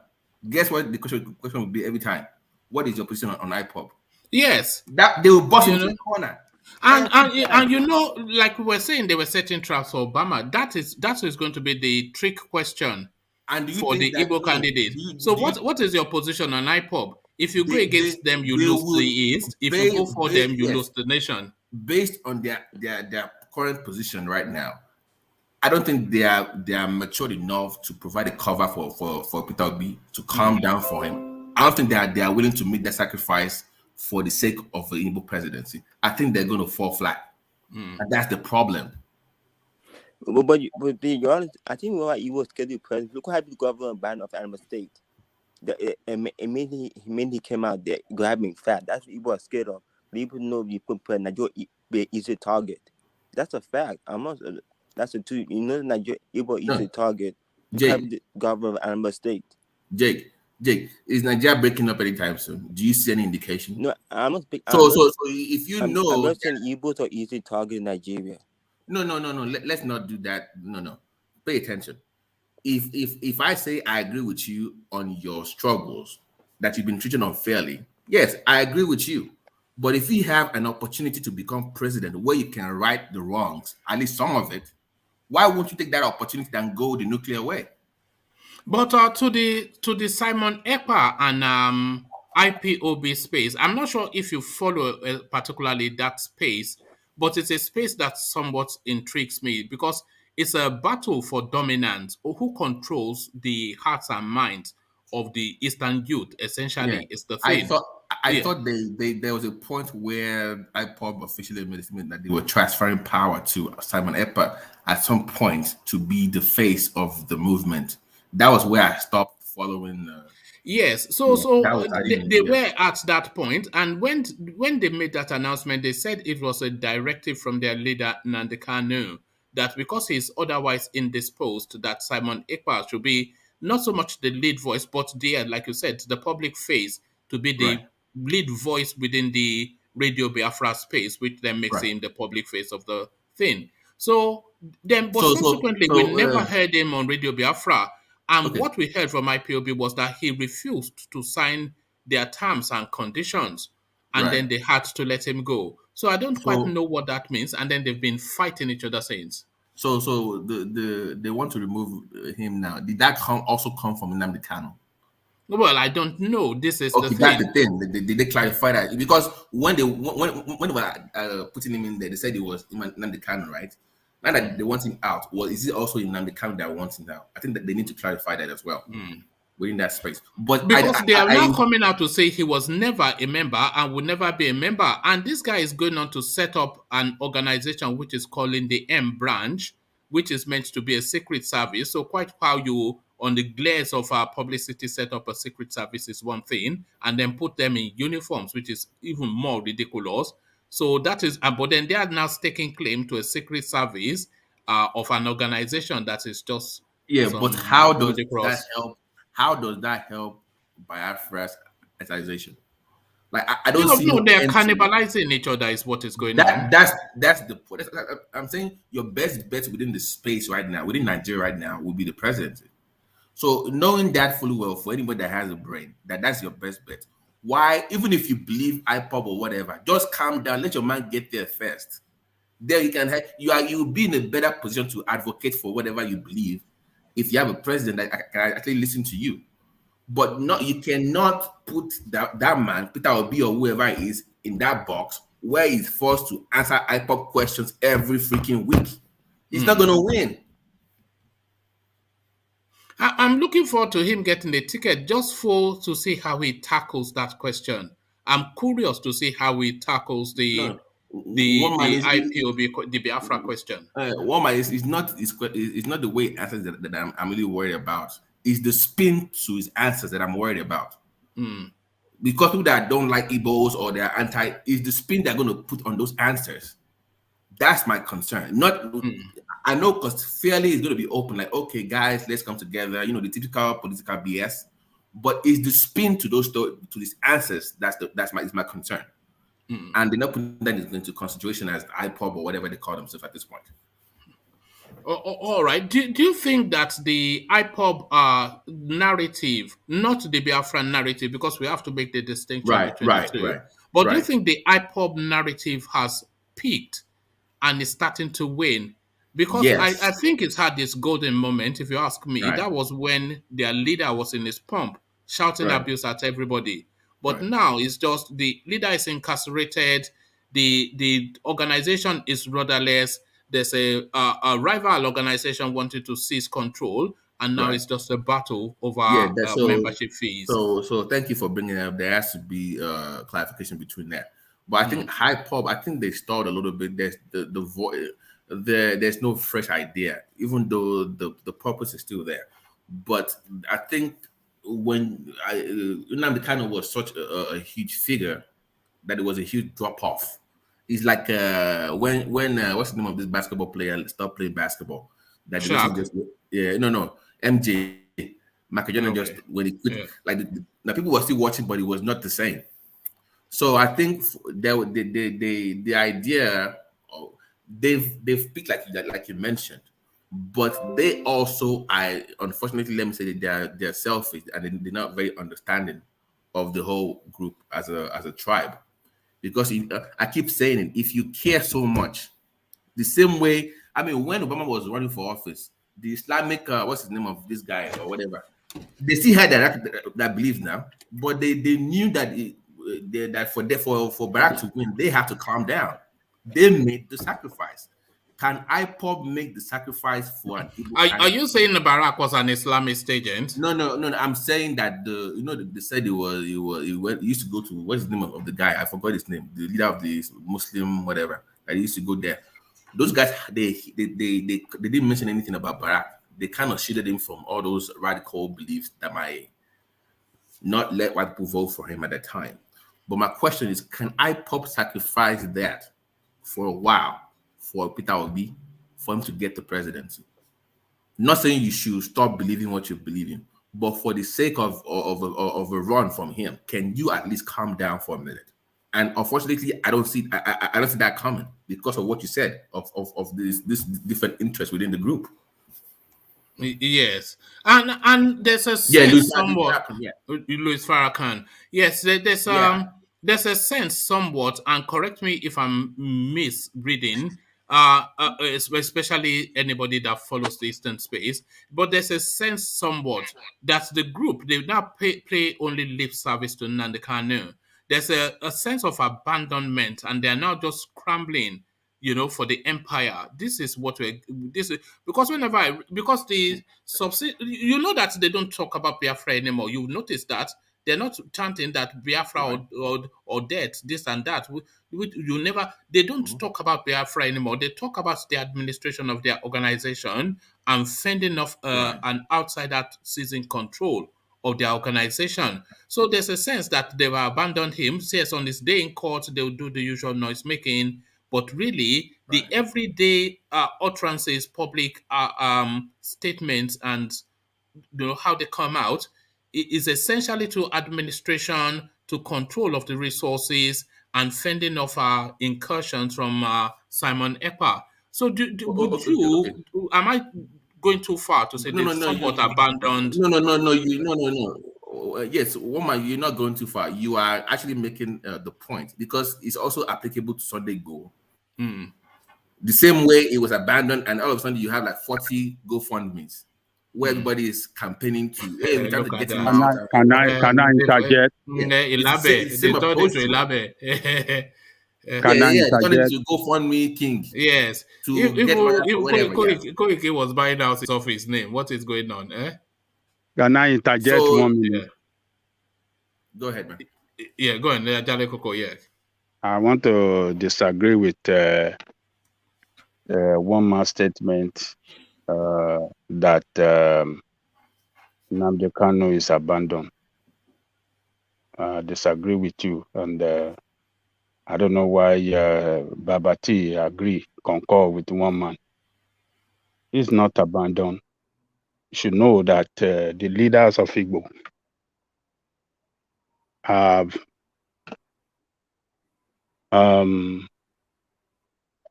they are trying all the best they can to calm down those guys, those young guys in the East, to calm things down. So do you think it's effective?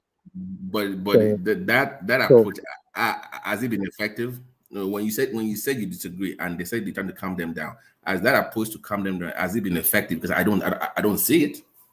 Okay, I will tell you that it's effective.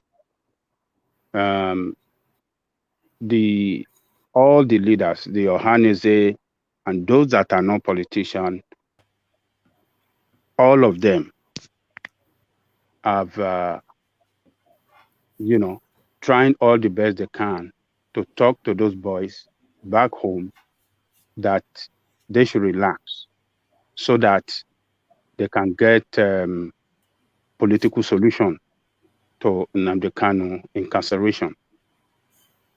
And the way we are by our culture and tradition, when the elders in totality are talking and asking the youth, begging them, they listen. That's our culture. I think that is what is. It's not that the agitation for Biafra is not still on, but for the fact that they are trying to, relax it and listen to their elders should not be. Is the agitation for Biafra still on, Ajanle Koko, or is the narrative from the East that we want to? Is it now that we want to be president is our turn? Because I see that they've put it on lay-by, the agitation for Biafra, and the voices from the East now is all about the presidency and turn by turn. So they've abandoned. Mr. Jab, as like I mentioned, we live in the. Let me finish. I will let you talk. Let me finish. So, it is not abandoned. Politicians and the elders in the East, like I said, are talking to them to let them find political solution to Nnamdi Kanu case, to get him out of where he is. And it is reasonable for them. They've never traditionally listened to their elders. In fact, they used to insult them. So when did they start listening to their elders? Well, you see, the leader is in captivity now. So they clip their wings some kind of way. They want him out safe. They don't want him to be killed there. So it is a strategic and sensible move for them to listen to the elders so that Nnamdi Kanu can come out safe. The same thing happened with the case of Igboho. When they was there, they hired a lawyer for him, fighting for him. Baba Akitoye moved down to the Republic of Benin to sit down there with some other, to sit down and monitor this thing till they give him that conditional release. And people are saying it's abandoned. Nnamdi Kanu have lawyers, team of lawyers fighting for him. And you are saying it's abandoned. But that's just fulfilling righteousness. Now he has to have lawyers. Now there's no way. It's not being abandoned. Don't let us characterize the situation as abandoned. Okay, but in most instances, the narratives that we hear often from IPOB is either for administrative reasons they are changing their leadership, which I can understand. If the documents are expiring and they needed to renew, and the man is incarcerated, they temporarily set him aside. So you hear that, and then you hear this, and almost on a daily basis, back and forth between IPOB and Simon Ekpa. So it's a battle for control, it's a battle for the organization, it's a battle for the resources, and all of these battles. And only in instances when Nnamdi Kanu is making a court appearance, do you just hear some satellite little note in the public space that our leader must be released, and then they go back to fighting. So there's a sense that he has been abandoned because it's playing out in the utterances that they put out. He's not abandoned. Look at Samuel Ekpa. Have you ever heard Samuel Ekpa talking or speaking against Kanu? No, it doesn't talk. I'm not saying they're against him. They've abandoned him to fight. He's not abandoned. I believe Ekpa is still championing his cause. Can I come in? Okay, yeah, you can go ahead, my friend. You can go ahead, my friend. It's a one man. Nnamdi Kanu has not been abandoned. Whatever that is going on between the ranks and file of IPOB is just internal. Simon Ekpa is doing what he is doing even before Mazen Nnamdi Kanu, kidnapped. He was doing the same thing, and Mazen Nnamdi Kanu encouraged his own followers to listen to him. So all the thing that is happening there is not abandonment. It is an internal problem and struggle that has, escalated when what's the struggle for? What are they struggling for? You see, the fact is that Simon Ekpa was directed to broadcast on IPOB platform, but he was refused. I do not know the reason why IPOB, leadership refused him to do that. They said he was not. Did Nnamdi Kanu rescind the order for Simon Ekpa to broadcast? None to my knowledge. Oh, okay. So did they then set it aside? Did they set Nnamdi Kanu's decision aside? No. I would tell you 100% sure that he was not set aside.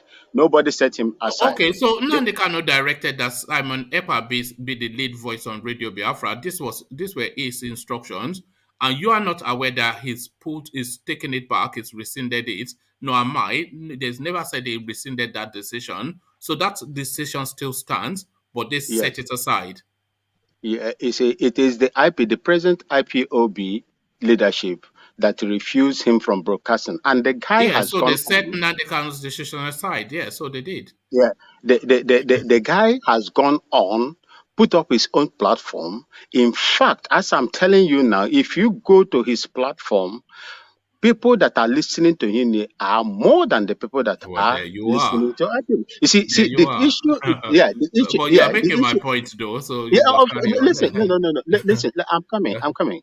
It doesn't negate whatever they do there. Does not negate the agitation of Biafra. It's just an internal wrangling. It doesn't negate, and nobody has ever forgotten Mazen Nnamdi Kanu or cast him aside. No, he's still the leader of IPOB, and that is why you see technically, but it is not technically. It is not technically. He is not technically the leader. It's Katrina because Kalu. He has been clipped. That's the new leader. He has been clipped. He has been clipped. He is in detention, and there is nothing. I think they've parked him aside. They've parked him aside. He is not. He is not. I am telling you authoritatively. No, that you can't tell me. No. Okay, on what authority? What's your authority? I do not know how long you listen or you visit IPOB, radio platform and Simon Ekpa platform. None of them is saying what you are saying there is an internal wrangling between Simon Ekpa and the IPOB. It's a battle for control. It's a battle for control. It is not. It has never. It has nothing to do with the IPOB struggle. Why are they fighting for control if they already have a leader? There is no control. Mazen Nnamdi Kanu is still the leader of IPOB. What they are fighting is who will broadcast.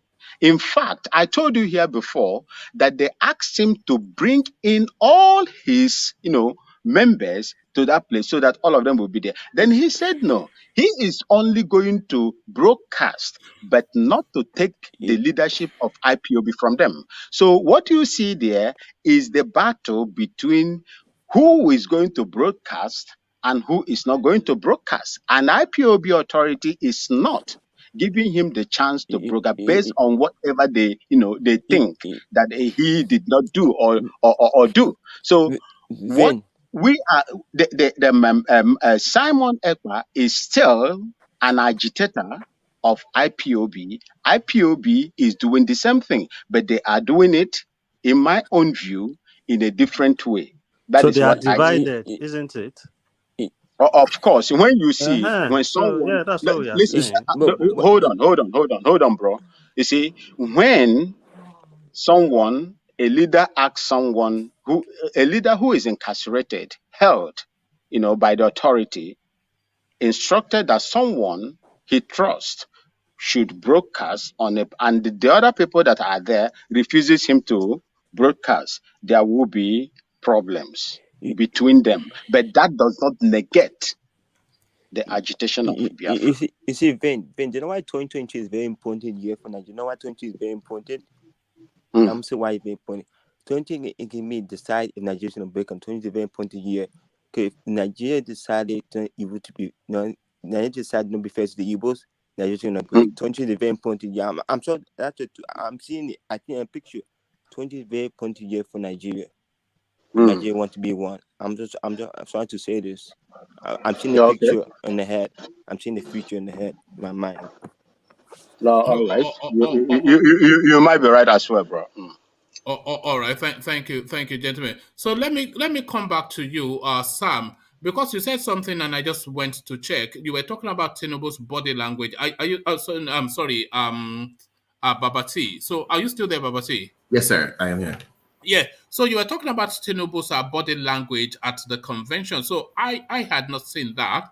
So I've just now gone to check to see exactly what you mean. So I'll play a clip of him arriving at the convention, and then you tell me your reading of his body language.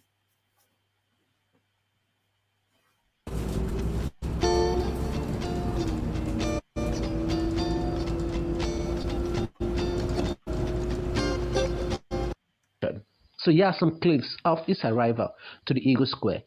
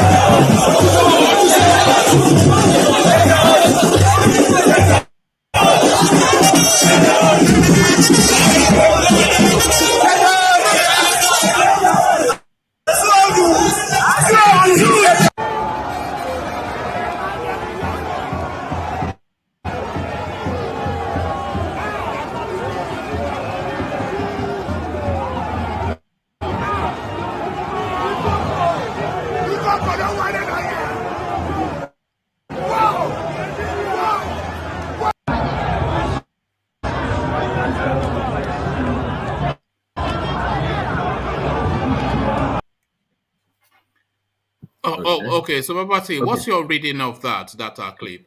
Okay, well, the video I was actually referring to was him sitting down with Akmade on the side, but let me address the video you brought up. Of course, that's organized crowd. That is expected. Okay. No, so it's not what the people there are actually saying. I'm telling you what he appears to look like when he was sitting down with Akmade on the side when the new acting chairman was actually making a speech. I said I've not seen him in that way before. I've been watching him for years. I've never seen him looking that distressed and very weak sitting down before. So these people hailing him doesn't mean anything to me, to be honest with you. They can hail it. Hey, Babati, get on code, because if you don't sing Tinubu's praises, you're going to be scolded and told not to talk. So if you have nothing positive to say about that, that's a bit unfair now. Right. He made this comment. I went to look for the clip. You put up a propaganda video, and no one is supposed to talk against him. I know it wasn't even a proper. That was him arriving at the convention. Dude, because Babati was saying that for this kind of nonsense. What's that? For it. If you don't, you can ban me whenever you want. But why should I ban you? What be quiet? You will not tell me to be quiet and move on from a topic and then bring up some propaganda video. Who the hell do you think you are? Oh God! Are you crazy? Oh my goodness What me! the hell was that? Yeah, you see yourself hold now. on, hold In on. during the day when I was speaking I about was you, you quiet are because I calling was me respecting his unruly. You are wish. calling me unruly. Are you not being unruly yourself now? All Well, right. I was respecting his wish. He said we should move on from Tinubu. No, But Yeah, let's move on. I Let's was, move I on. was, That was not the brief. Guys, settle down. Guys, settle down, please. Let's Guys, settle down. okay, okay. Are you not being Ayo, please. unruly yourself now? Settle Ayo, down, please. Ayo. I D, was please. moving you. feel I free was to pick me moving up you. whenever Yes, you I want. ever Hold been on, I'm no, not you're telling not. you. No, you're we not got whole being. You're courtship not. comment section. But Can you? Can you? ó Hold máa ń ká on. everybody lára but tó bá Can ti you? ti tán wọn ni they don't talk Can about you themselves. just settle down? D, please. Hold on, Ajande Koko. No one is kicking you out. So, and if you do leave, that will be of your own volition. It's just really Good. you know we're always mindful of language here, Well, and don't you tell me always. who I can and can't speak about. And then you next When thing you, in when the have I next breath, when you have I bring on told a you that? video. Hold on. I didn't How tell dare you. you? Oh no, can you settle? Okay, you go first. Vent your spleen, and then I'll speak. Vent your No, spleen. why I'm Go on. upset is because you said we should move on from Tinubu because No, clearly I you did didn't like not say we you should didn't move like on the from path I was Tinubu. taking, and then you bring on some propaganda video. No. This is Okay. you're not dealing with people in Nigeria here. No one cares. Oh, No all one right. cares about who you're Okay. voting for. You're Oh not no, even hold on, voice here. Babati. Let him vent his plane. So can I speak now? Of course you can speak. It's I your did not platform. ask you to move on from Tinubu. I was somewhat irritated by this idea of insisting that the man peed on himself, which is a narrative that Tinubu can go and swivel for like care, but it's just fair is fair. And we labored that topic endlessly on this platform and we flogged it to death. And I didn't want it just to spiral in that direction. Why did you bring it But back up? hold What was the on, point of the hold on. video? Okay, carry on. Yeah. Oh, Okay. So hold on. can You no, just hold on. Can you hold on? So let me talk him through it. So I cannot tell you what not to speak of. But I wasn't really wanting to have it go down. Did Tinubu pee on himself or did Tinubu not pee on himself? Only really because you've been part of sessions when we flogged this to death. But Baba T said that Tinubu looked somewhat subdued at that convention, and I wanted to see that. So I went to check, and that was the clip that I saw. And it was contrary to what he said. So I just presented him to get his commentary. I wasn't even going to push him. So I'm not quite sure why that jarred you that much. Yeah, let me just address hold on, Baba T. So does that clear that up, Ayo? It does clear it. The thing is, you said we should move on because you clearly didn't like. I wasn't rude. I was giving my opinion about the guy, and clearly it was triggering for you, and I get it.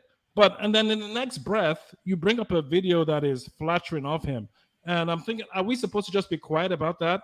No, no one on this platform is that subdued or that submissive where we're going to have you tell us how to think. We all have our own point of view, and the whole purpose of having dialogue is so we can exchange ideas. You've made your case about him. Some people have accepted, some people have rejected. Leave it at that. The only reason I'm upset is because you clearly shut me down. I don't come. No, I did not shut shut you down. You were wanting to label a space that had already been done, and I thought it was an unfair. And I see that you were still having it ongoing with Sam O, who also thought that you were unnecessarily trying to label a mute point. Sam O was making some very salient points. He was making some very good points about why he supports someone. He wasn't trying to censor my opinion or my speech about anything. But anyway, I don't want to derail whatever you're trying to discuss. But I'm just like, are you serious? I've been quiet intentionally for the last 15-20 minutes because you said we shouldn't talk about this guy. I did not. What did I say we shouldn't? Don't say that now. But this is an open live streaming now, so you cannot say what I did not say now. I did not say not to talk about him. I just now explained that you were trying to label the sweat on the guy's dress, and you were trying to insist that it was something that the guy had already explained that it was not. We had discussed it endlessly, and I wasn't really going to have us go through all that because it's a topic that somewhat irritates, so, and I didn't want the irritation of it. Right. So I just decided to move on from it. So how can we not speak about Tinubu when he's one of the front runners? People for and against. Everybody hates him virulently. Some people like him passionately. He's a divisive figure, so you have conflicting opinions. So that's fair play. It's I just didn't want to label, he paid himself, and it's somewhat of a pedestrian topic, really, to he paid himself, he didn't pay himself. You saw him strutting there like he didn't look at death's door to me there. So I'm not quite sure. I don't know his health. He's clearly not fully, even his daughter came to say that he's unwell. I just didn't want to just he paid himself. It's just not language for me, So that's why I wanted to quickly move from there. So does that clear it up? All right. I mean, I think I've said my piece on it. I don't want to look at that. I don't want to make the thing negative, but I was a little enraged that you would do that.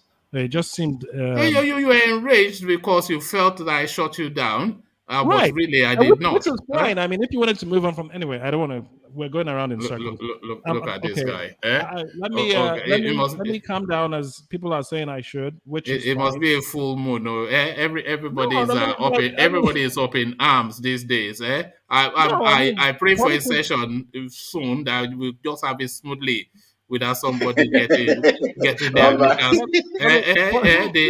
Somebody getting their knickers in a twist and reading and wailing. Let it lie. Hold on. Let it lie, okay? Let's move. I have agreed. I'm not. You're a gentleman. He's a gentleman. We don't spread rumors. When did I become a gentleman? He is. When did you become a gentleman?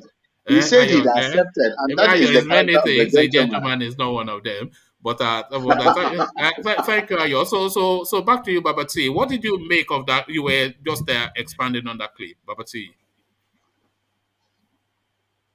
Have we lost Baba T? Is Baba T gone? Yes, sir. Yes. Ayo and one man. I think I'm not defending either side. Ayo is a grown man; he can defend himself. But I think that the reason why that sparked passion within him, that my opinion, is that the current president has battled health issues over the years. So of course somebody coming there next that shows signs or something similar to that will raise concerns, regardless of it being overbeaten issue.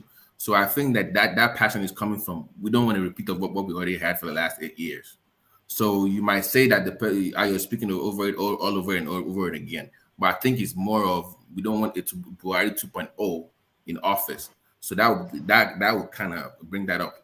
But the video you showed was not the video I was talking about anyways. Well, like I said before, him having... But it's a video of the same event, at the same event. So it depends on where you're looking at it from, isn't it? You saw him full of pomp and verve. But then so that was him full of pomp and verve. But you are saying another clip showing him subdued. No. I was speaking about the overall issue. I said the way the political space is shaping up, and you also talked about that earlier.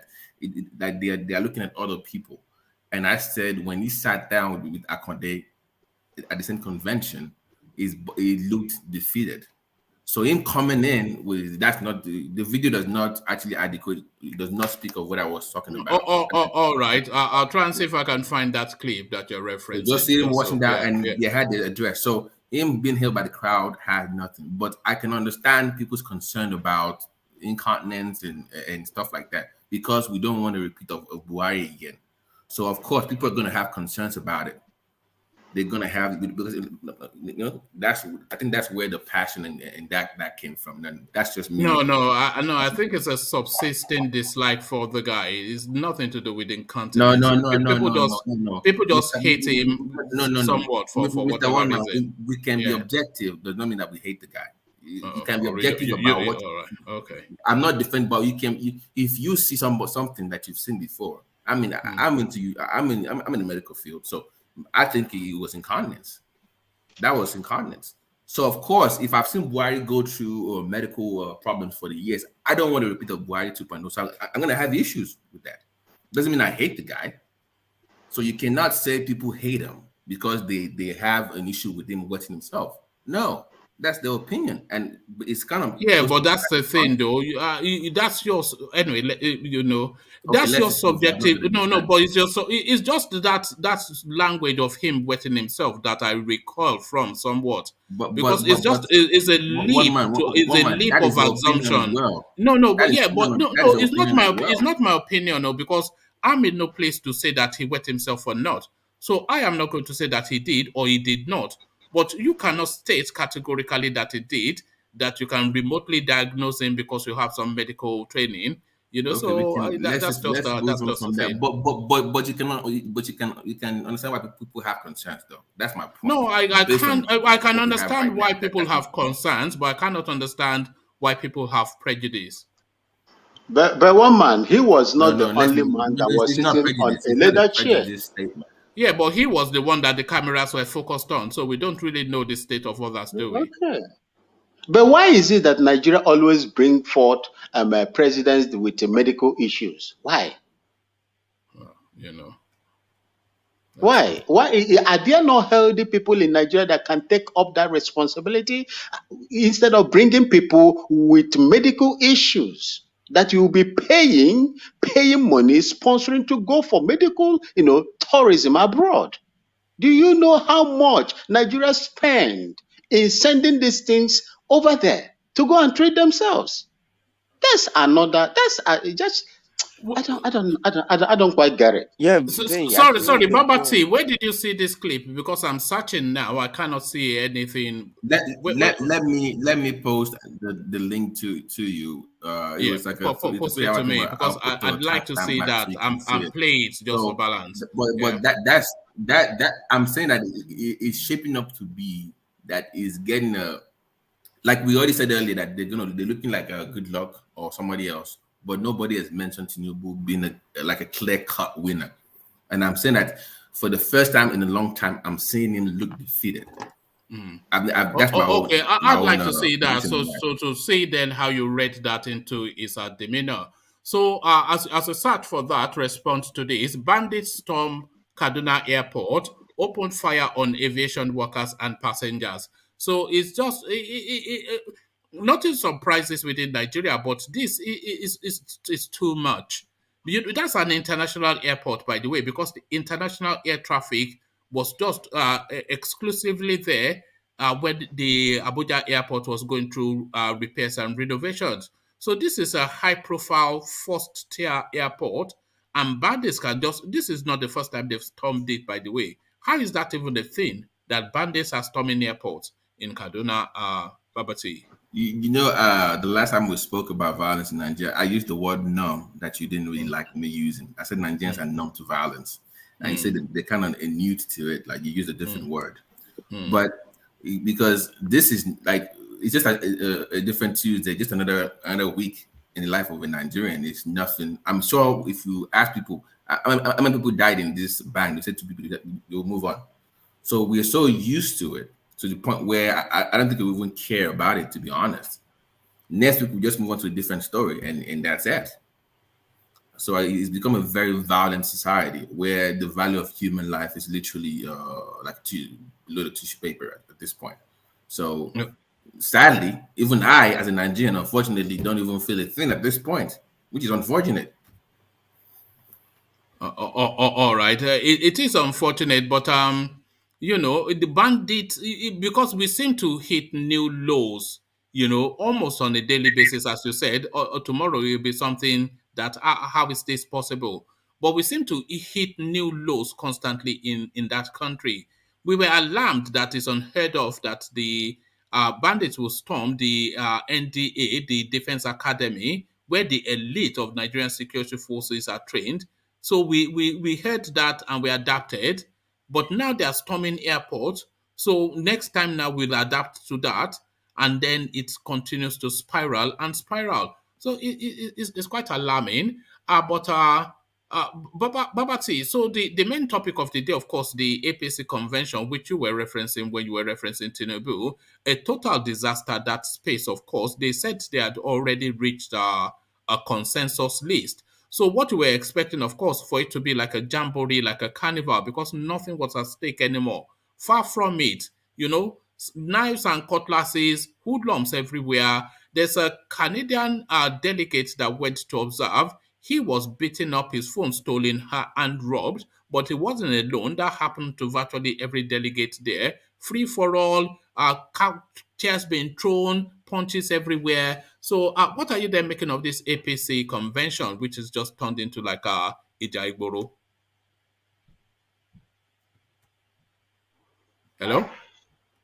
So it's a clear battle between the CPC and the Tinubu faction, the old AD APC within the APC. That's clearly what's going on at this point.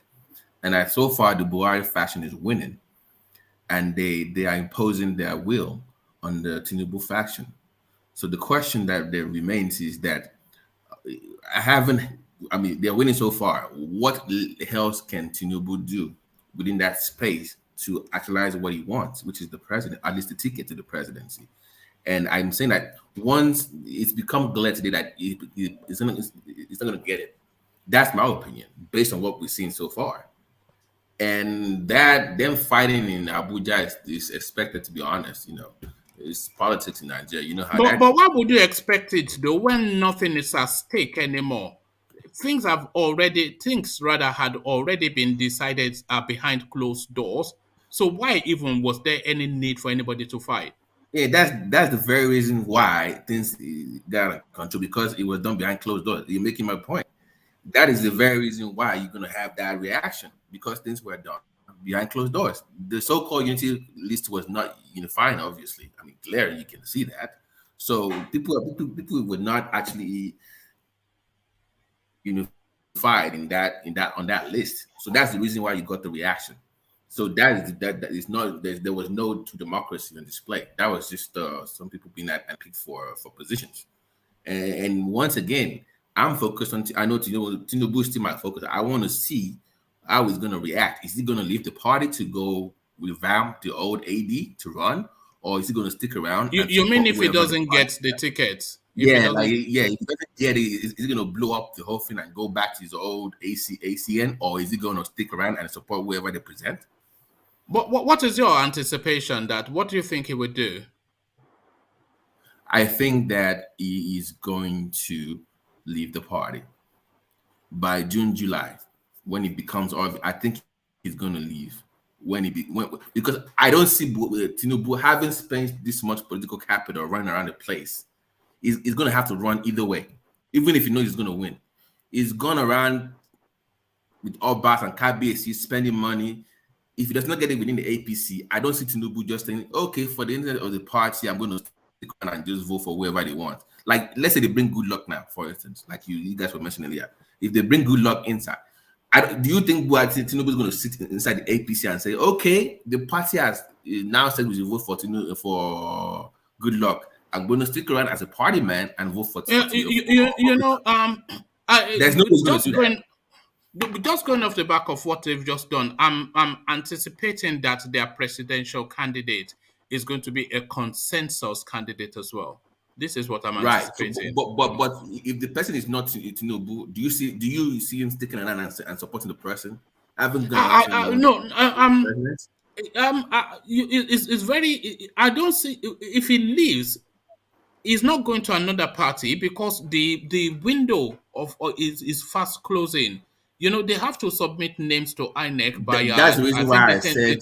That's why I said. He may leave to sabotage them. He may leave to sabotage them, but he will not leave because he doesn't have a vehicle to run for the president. The president is going to come either from APC or PDP. So if he doesn't get the ticket, he may leave to sabotage them, but he's not likely to leave to go and run on another platform because that's why the opportunities are not there. I mentioned by June, July, if he has an indication that he's not going to get it, like you said, they want somebody that they're going to handpick, he's going to leave the party. But I'm saying that based on what he's done so far, he's going to want to save face and at least run for office within one space, even to go back to AD or AC. But I don't see Tinubu staying in the APC if he does not get it. I don't see him staying there and just sticking around. Oh, okay. We'll see. But if he leaves, does he leave alone or does he leave with a group of people? essentially his loyalists. That is where his so-called loyalists will betray him because they're going to play ball. Yeah, no, I anticipate that they will betray him too. I don't see somebody like Ochibando leaving because he still had his games to play. And Fashola has already left politics more or less. Aregbesola in open conflict with him. Right. You know? So if he leaves, then you're going to find out who is truly for Tinubu or not. You see that divide. All right. I think I've got if it's the one that you posted in the thing, I think I've got the video that you were referencing. So let's have a look. Chairman of extraordinary. I think it's round about minute 4 thereabout is where. Let's see.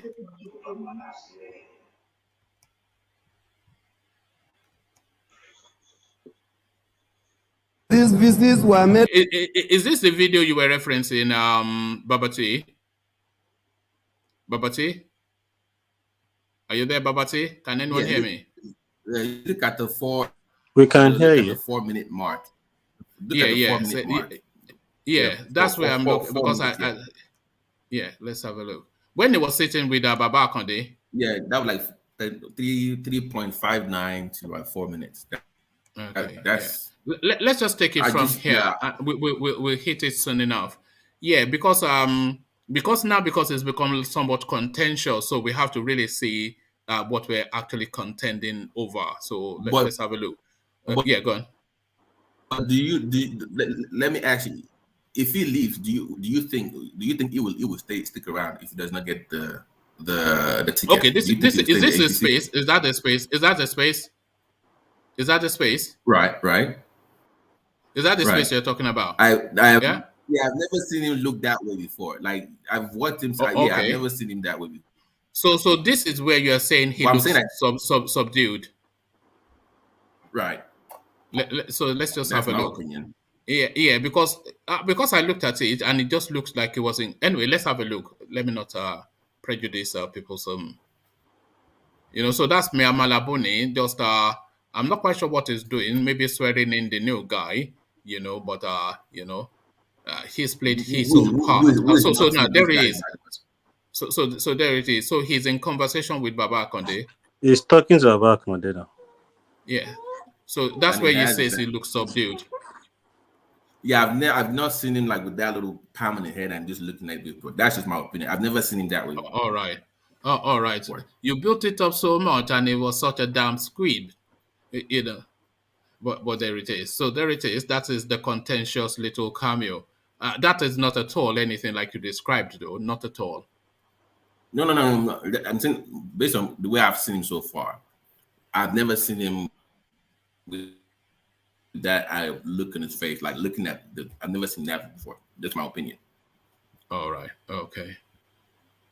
I just want to hit on it one more time. Just so anticipate that is coming now. Whoever is paying attention to it, just so because we've had quite a bit of a to do over this. So let's see now what the whole. So there it is.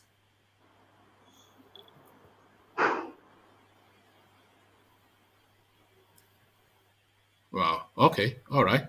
I don't say it the way you say it, but then of course, yeah.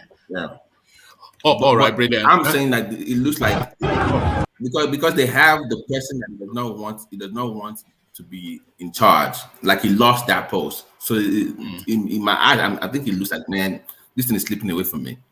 All right. That's just the way I look at it. All right. Oh, okay. You see, so that's the thing. That's it's just people look and listen with prejudice. You know that. No, you can't use the word because I'm looking at it with a particular prejudice. You are looking at it with a particular. We are all looking at it with a particular prejudice. So you might well see it from your. Yeah. One man, I'm saying that. Remember, we said you guys were talking about they might not give it to him. It might go to Good Luck or other people. That they might not give it to him. I'm saying that is fitting into that narrative the way it's looking like he's knowing something is coming up. That's not prejudice. Oh, all right. Okay. Let me take you to Rotimi Amechi. I am not a supporter of Abdullahi Adamu. So this is Rotimi Amechi saying that, he's a supporter of the consensus system that they were agreed, but it's not necessarily a supporter of Abdullahi Adamu. So that is a qualified statement and a loaded statement as well. So the one thing we can agree is that that is not a ringing endorsement. That is not a ringing endorsement, and that is a qualified statement. That statement infers that it's not in support of this person. So not the wordings, but the actual intent of the statement. So the choice of Abdullahi Adamu, it seems to somewhat throw a spanner in the wheel of so many people's political calculations. With Rotimi Amechi saying this, that tells you already that this doesn't compute with his own permutation for that ticket, because we know that Rotimi Amechi is after it. So do you also see Rotimi Amechi breaking ranks if things don't go his way? Because he's also invested and as ambitious as Tinubu or anybody else. So what are you making of his comment, I think Rotimi it will stay in the party. But my contention with APC is like there's a bigger problem. Like you said, that imposition is not it's not two-way. There's multiple factions.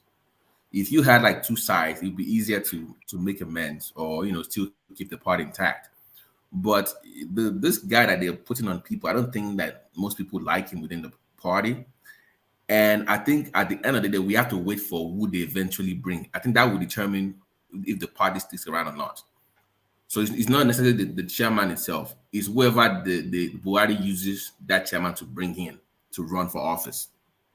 Can people not read into who is likely to bring in by the person that he has chosen as chairman? Because they would all know the politics of this man. They will all know. Yeah. They might have indications of who they think. Because number one, to one man, it's politics. If my man does not get there and it's somebody else, the first thing I'm thinking as a politician is like, let me see if I can persuade that guy, right? That'll be the first thing they want to do. Like, I don't want you there, but let me see if I can persuade you to do what I want. So that would be a couple of months or a few weeks to do that. Once that is not achieved, then you will see the division coming. So I'm saying between June and July, we should have a clear direction to know where we're going. But at least at the end of the day, we have to know who because now that you have a chairman now, you start hearing names, right? We will have like a list now of people that we might think they might bring in. Once that starts coming up, then we can have an idea of where we're going. And what is your politics? What is your anticipation for 2023?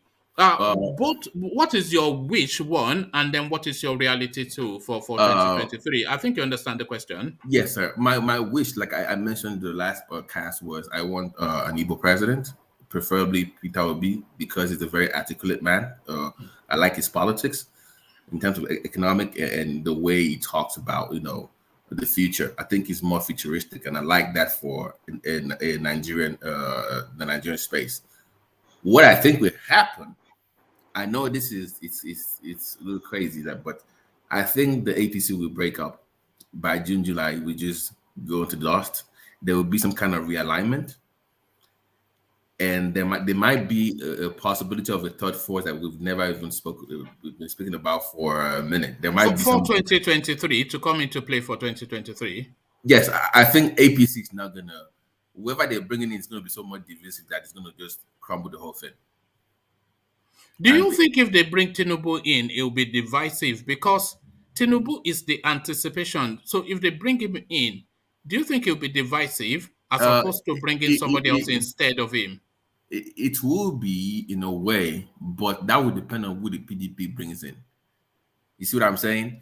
If PDP goes ahead and does the article thing, then if they make it a north versus south thing, then that might speak to what you're saying. But if Tinubu gets the ticket, that division will be worse, or it will be determined by whoever the PDP brings in on the other side. You see what I'm saying? If the PDP goes the north, the article route, which I think they likely are going to. Who do you think the APC will rally behind as a candidate? Based on the numbers right now, sadly, Tinubu still looks like the most that has the most that can bring people together the most. You see what I'm saying? Because everybody else, I don't see them having that much political clout. If Good Luck comes to the APC, remember, Good Luck was in the PDP. So ROTIMI and AMAECHI will not have that, because they have their own little skirmish in the right? I'm creeks saying between those two creek boys. Yes. I'm saying if Good Luck comes into the APC now, it's already having issues. Like, man, you used to be in the PDP. They are using you for the 4 years only. They want you to come. So that one will be too much division. You're gonna lose the West. You're gonna lose. That's not gonna work. Their best bet, sadly, is still Tinubu at this point. And if they don't go that way, the party's gonna break up. I don't see him staying within that space. He might make a deal. Remember the same way he made a deal with Good Luck. Remember that they gave him money to make a deal with Good Luck, to vote for Good Luck, right? Against PDP. He might break up and make a deal with Atiku to support him and for whatever position of some kind of post. He might do that too. Who knows? If they had abandoned Tinubu with sufficient enough time, I had the anticipation that, we're talking about third force. And I thought that the only viable third force that could exist within Nigeria that would threaten the status quo would be a conglomeration between Atiku and Tinubu, with their weight individually to form a party. So that would be a combination that would have shaken the status quo.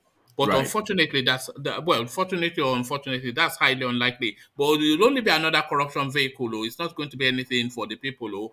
But that and also we still have the Muslim conundrum thing going on in Nigeria. They don't want the Muslim ticket, so that might affect that too as well. So you might have to anoint a different candidate to run on its behalf. So to fulfill that purpose. But to be honest with you, the way APC is right now, if Tinubu does not get it, I'm telling you, I know it sounds crazy. They might not make it to August. That party might not make it to August. I don't see that party lasting beyond this BUHARI'S administration, because there's so many. We saw it play out. We've always known that it was there, but it's in open play now with the Mia Malaboni cameo when the governors moved against him at BUHARI'S instruction, and then he reinstated him. So that split we already know now. So there's no disputing it anymore. And then this consensus thing that they've done, where everybody did not agree with it, but Buhari used the weight of his position to force it through. So you can force it through, but you cannot force their heart or mind that they are against it. So there's just bubbling resentment and little pockets of skirmishes just being, it can't last beyond Buhari, I don't think. And that's my concern. Like, then if Tinubu leaves, it makes it worse. The PDP is not as strong as they claim to be, so we are likely to see a new movement come out from the left field. That's my thinking. With this current political space, we might see a new arrangement coming and just shock everybody. And next thing you know, people are breaking. Like, if they bring Good Luck to APC, my God, that guy will give the people will leave in droves. You will be surprised. People will leave that party in droves. No, they will leave now because it will be an affront to all of them with ambition. And that they have been holding steady and try to play along. They've agreed with everything. For you then to bring Good Luck Jonathan. You see, Good Luck Jonathan, it will be the worst thing in politics because he will abandon the party that made him man and boy, and he has already abandoned it because he doesn't even attend any of their events or activities or convention. So they all know he has left. But if he's then persuaded to go to APC, he's going to destroy that party, one, but then the treachery, because he only has one term left. So that then means his own individual interest supersedes the entirety of the politics of the southern space. Because nothing will shake it. If it serves one term, the North will take it back. So let's even say it gets. Let's even say it gets. Okay, wait a minute. Let me finish real quick. Let's even say it gets the nomination. Where is the vote going to come from? Where is I don't see the West voting for him. If he pulls that and Tinubu loses, I don't see them voting for him. So where is he going to get the votes? That's why I agree with you, Babati, on the essence that if they didn't give Tinubu that ticket, that party will break up. That's the only chance that party. Yeah, go on. That's the only chance the party could break up. When Tinubu doesn't get that ticket, it's going to affect that party big time. Or do you think that Buhari is willing to sacrifice the APC to get Atiku in on the other side? Like, let me just, at least we keep it in the north. You know, that's another I wouldn't think theory, so, you know. But this guy, we can't trust him. We don't know his own. He has an agenda, even against Tinubu. You know what? I'm actually going towards that direction right now. I have that feeling too, that this whole grand plan is to just have Atiku. Because there was this meeting that they had, Atiku, Malabuni, Abubakar Malami, I think Ganduje was even there. This was in the last 6 weeks or so. And snippets of that meeting got into the public space. So it's just, what promises did they make to him to give up his mandate in 2019, which he won, but they stole from him? Right. That way they keep it in the north for another 8 years or so. And and right now, Atiku actually has, if they pull that move, Atiku has the numbers. The APC become weaker, and Atiku has the numbers. He has it. Wow.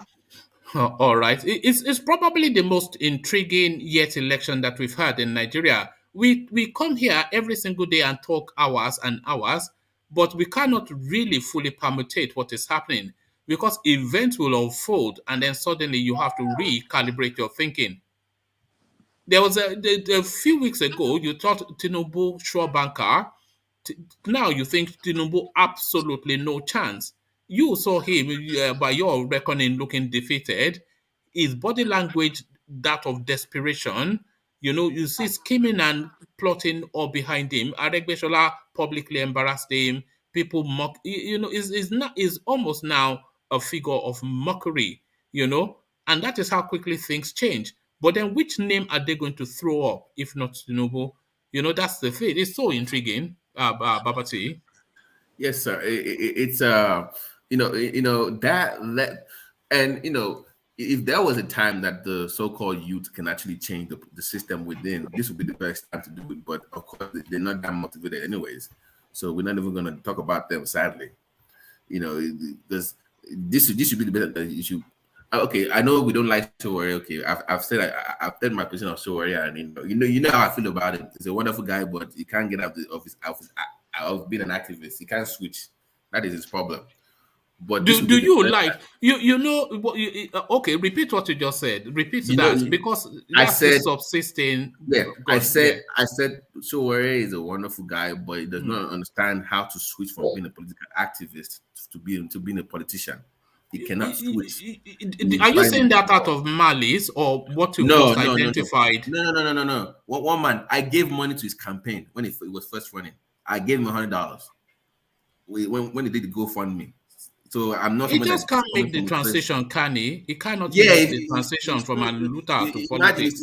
He's still doing their thief. They are no. Baba Tim, can I ask you a question? Yes, sir. Can I ask you a question? Yes, sir. Does the system allow Sowore to operate freely, to mobilize and organize? But that's where no, it's a simple question. Does the system allow Sowore to mobilize and organize freely? Let me answer the question. Let me answer the question. When are you fighting corruption in life and it's not fought you back? It's not going to be easy. That is where the skills come in within you. You can they should allow him. Exactly. You are not answering the question. No. They're not. No, that's the operative word. Allow. They're not going to allow him, of course, but he has to find a way. Hold on. Does this? Okay, let me reframe that system. Right. Does the system create a level playing ground for Sowore to mobilize and organize the way it's done in a democratic setting? Okay, the system to answer your question, does not provide that. So how are you, as a politician that knows that the system is unfair, how do you work the system to work for you and what you believe? That's the question. You're still not answering this question. God bless you, Mr. Aja. Why you answering question with question? Let me answer now. Let me answer. Give me a minute, please. We all agree that the system does not work. That is why it's running in the first place. It's not working. So how do you, as a politician or as a man that wants to change the system, figure it out? That is on you to figure it out. So the system is bad already now. They're not going to give you that on a pot of gold. You have to find a way. Your answer here is that yes, the system is unfair. Does not provide. I agree with you. Yes. Level playing level ground for you to mobilize. So the system is not a good system. No. Listen to me. The system is not a good system, but you have, as a politician, that people. Okay, you have answered. Don't worry about you. It's unfair. The system is not good. The system does not create. The system is not a level. Does not create an environment, a free environment for him to operate the way it is done. Let me explain to you why. Look at Obama when he was running. The system did not give him the resources. Then he went to do what? I am not asking of resources. I'm not talking of resources. Let me give you an example I'm talking of a free democratic system where someone's where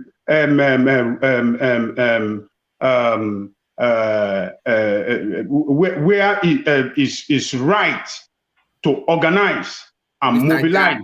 The system will never give you a chance ever.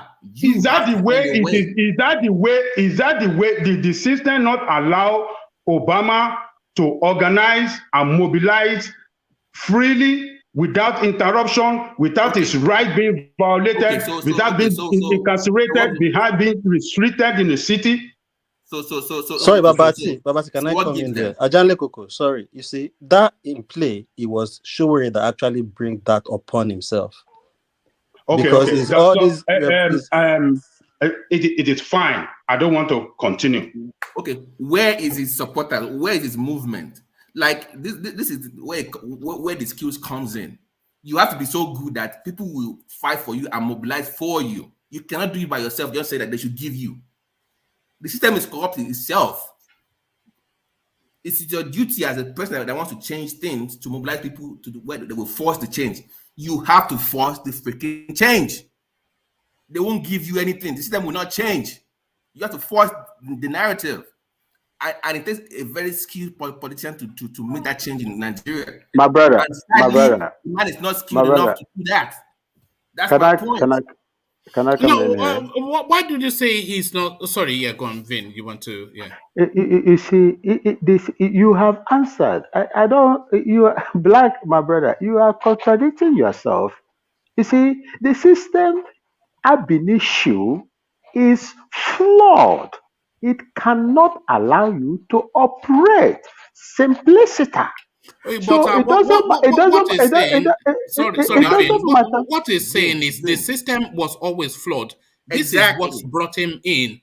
So within that flawed system, you have to find a way to assert yourself and to assert your message. Exactly. But he continues in the narrative that he has always held, and he has not pivoted into the narrative that is needed for him to have the function that he wants to have. Yeah, you mean the revolution now, right?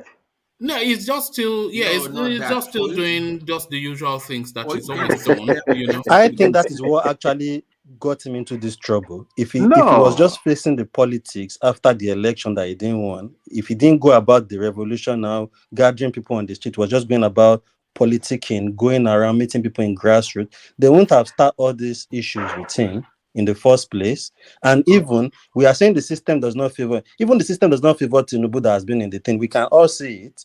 So you have to The fight for it. system favors nobody. Even within the corrupt system, it doesn't face the corrupt You ones. get. So I don't you have to understand. find a way now. You But find it's a way. just That is it's where just that still skill doing. comes in.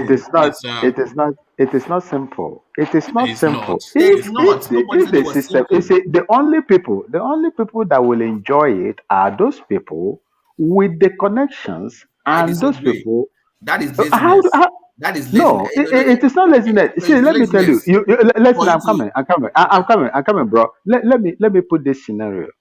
You want to establish a business, and you have been briefed. You do your feasibility study, and you find out that the system does not allow you to establish your business. What do? Will you go and sink your money there? You will just try to see if there is a way that you can, and that is what Sori is doing. All right. Sorry, Babati. Let me quickly acknowledge Alexander Kashe, who makes a cameo appearance. He doesn't usually like to come on screen, not because of anything, but because he listens from work. But I think it's just common to quickly poke at our engineer. So you've come to make mischief, haven't you, Alexander? Eh? Exactly, old man. Exactly. So, I'm working, but good to have you. Good evening, everybody. It's lovely to hear everybody speak, and I'm listening on the background. Engineer, they tell me say they no do police no do strike. Police do strike for my village, yo. It's a pleasure being here. I want to say I want to use the opportunity to greet Mr. Ajanle Koko. I never had the chance to greet Mr. Ajanle Koko. He always give me like a shout out every time he's about to do the outro. And I never had the chance to say anything to him because I always watch the video of that. I always watch the outro the next day. So I want to greet Mr. Ajanle Koko. I have a surprise for you one of these days. When I go to Abuja, I'll find Shaware for you. I promise you. It's a special promise for you. I will find Shaware. Just go to DSS cell B. That's usually no, where he is. DSS I'll cell B. Next to Nandekano is in cell C. That is where you find him. I'll find Shaware for him. They are the real Nigerians, and they are the real ones that want to make changes in Nigeria, bring about changes in Nigeria. Yeah, you are right. For all the we put the microscope on this guy, we have to pause to acknowledge that he's actually putting himself out there. We just stand behind computers and make noise, but he's actually putting himself out there, because he's one of us. So he's from our class of society, our language of speaking, our orientation of thought, but we will sit back and just bellyache, but he's gone into the trenches to take the Can I ask a question, Mr. One Man? Go on. Do you think people like Shaware and Nnamdi Kanu brought a new wave of Nigerian activism in the new generation? I think I'll give the first credit to Nnamdi Kanu because he first opened that space, and then Shaware came in quickly after him, and they opened up the possibility that no, these people, you can't stop them. And that narrative, that was, if they ask me to give the credit, I'll give the credit for NSAS to Nnamdi Kanu because the forceful language that he was using to address the country and the things he had to say was all the pain points that everybody was feeling, but they were all too afraid to speak. But he had the bravery to speak, and he spoke with authority and bombasticness, and he did that relentlessly, and nothing happened to him. And then Shaware, who had always been in that Oluta space, he then saw that space was opening up, and he came on ground to force it even more. And it's off the back of all of that then the citizenry became alive to the possibility that they can effect change, and they took to the streets. So NSAS is actually Nnamdi Kanu's birth child, if you really want to give the credit. I think if nothing else, they've done their duty to country and people. Those two guys. Yeah, because in my opinion, the new generation of activism started in the 2011s. In my opinion, because in the Obasanjo, Goodluck Jonathan, and Obasanjo, Goodluck Jonathan time, it was a bit more relaxed, But after Buhari, especially 2015, when Buhari took over power, there was a huge surge in terms of social media activism, because the new generation activism is more of social media activism. They motivate people. People speak about what's going on. It's changing over the times when it was things of MK Abiola time, when people used to go and do aluta continue. We're not going it's to more people. Yeah, it's more people speak on the internet now. Most people who speak but on the internet. How do you harness all this internet endless jibba into actual real impact? Because how do you harness it into actual real life impact? This is the next step that we're looking to That's find. the next step. Yeah, that's the next step. Alexander Kache. Between the middle class and the Alexander Kache. I will greet you. Nigeria Agbena. I want to ask you a question, Vid. What were you feeling when you were watching the football match? Were you hoping Ghana was going to score a goal? Hard. Be I careful. was. Hold on, before you answer, let me put my hand on the ban button. Carry yes, sir. I know you are wishing so now, because I have my friend who was a Ghanaian. He was here. He sent me all the whole Ghana flag, all the whole Ghana picture, all the whole Ghana group. Watching the. Yes, yeah, if I will have the opportunity, I will send you. You see, we Ghanaians are very, very passionate about football. Do you know? I was surprised. I was surprised with what they did. You see, these guys, the guy that took over from them, something 02, Ado, is it Ado 2 or so? He just put these people in less than 2 months. He gathered them in less than 2 months, trained them in less than 3 weeks. Okay, all that is good. Who were you supporting is the question. Who were you supporting? You were her? I was on the fence. Look at this guy. If Nigeria you are supporting Ghana, my guy, you are supporting Ghana. No, please. Oh, please. You see, me, I am open-hearted. I discussed with the engineer today. The engineer will narrate what I told him today. I was at the fence. It is never my intention to see these two great nations meet or clash in eliminating series. I don't want it because my position in this match is this: let the best win. I am on the fence. If Nigeria wins, I will fall to them. If Ghana wins, I will fall to Ghana. Yes, please. There was just one great nation and there's one younger brother. Okay, so you pick those two positions. Pick those two positions. Who is the great nation and who is the small boy? Win. You see, look at that. Ghana is the firstborn. The firstborn of what? Ghana is the firstborn. We got our independence 1957 and we become a republic 1960. We don't mind our population. We are, if Lagos is competing with us. in the family, you let your younger brother play ball first. Exactly. So you get you guys. I don't know why you are celebrating 0-0. You know they are already doing the cow skins. They are stretching it into kobokos. Waiting for you.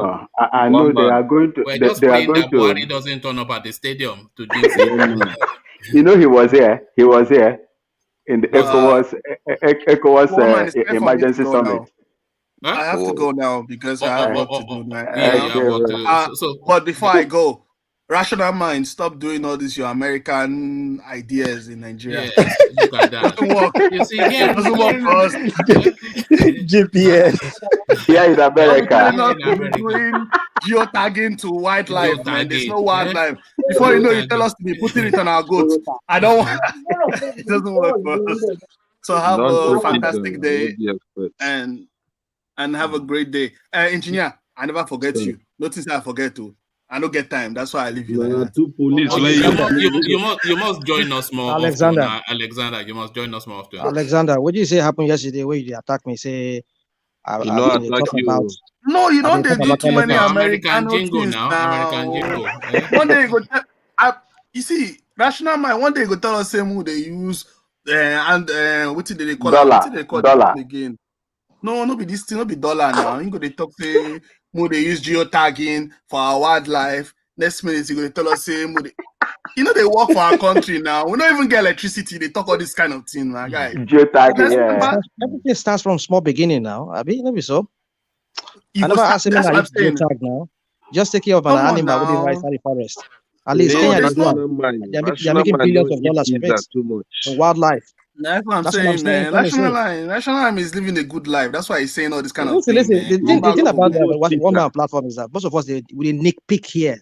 Just they kind of like we just attack people on little things that are not supposed to be attacked on. You know, if somebody express a view about something, even though it's not something that's obtainable in our area. I think it was just pulling your legs anyway, National Mind. I know. You do Americanize. You want to put an Let me just I leave it at that. On a last note, let me leave this final conversation before I go. Let's realize that we are all coming here to drop import. We are giving each of us. We're coming here to learn, right? I hate the fact that we Nigerians we spend more time arguing with each other than coming up with solutions. We should listen to each other. We should understand each other, and we should come up. We should realize that each other has their own opinions. Each of us have our own experience. You know, so we shouldn't feel like we are out here to bash each other. Because I feel that most times people come here to bash each other's opinion rather than to come with a solution. Because what happens is that people come here to show that their opinion is more superior, you know, rather than they come here to show that they're coming to come with a solution. You know, I'm listening as a person who's coming to listen.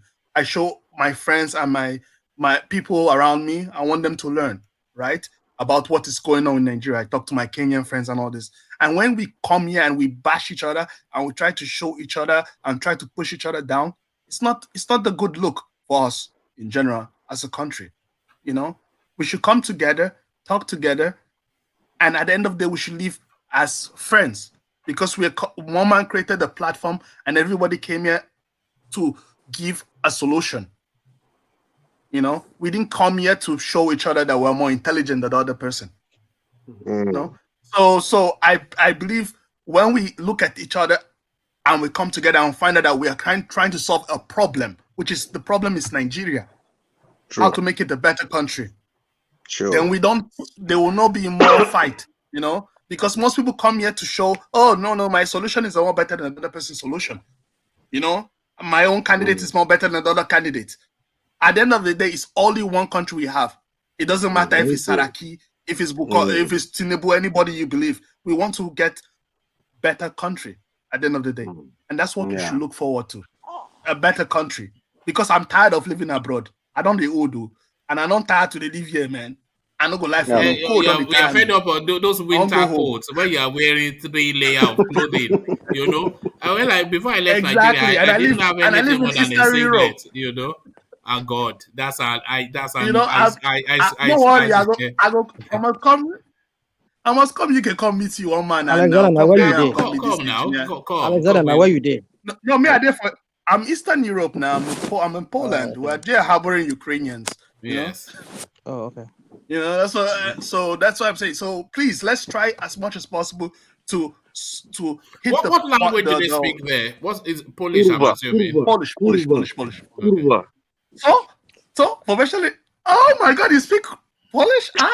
You learn bad words, man. Don't say that in public. I don't even want to know what it means. But engineer is a dangerous man. No, you think you are fooled by his gentle demeanor. He's a dangerous man. Danger. Yeah. Everyone go choke for you. Black man is double job. later. But all right.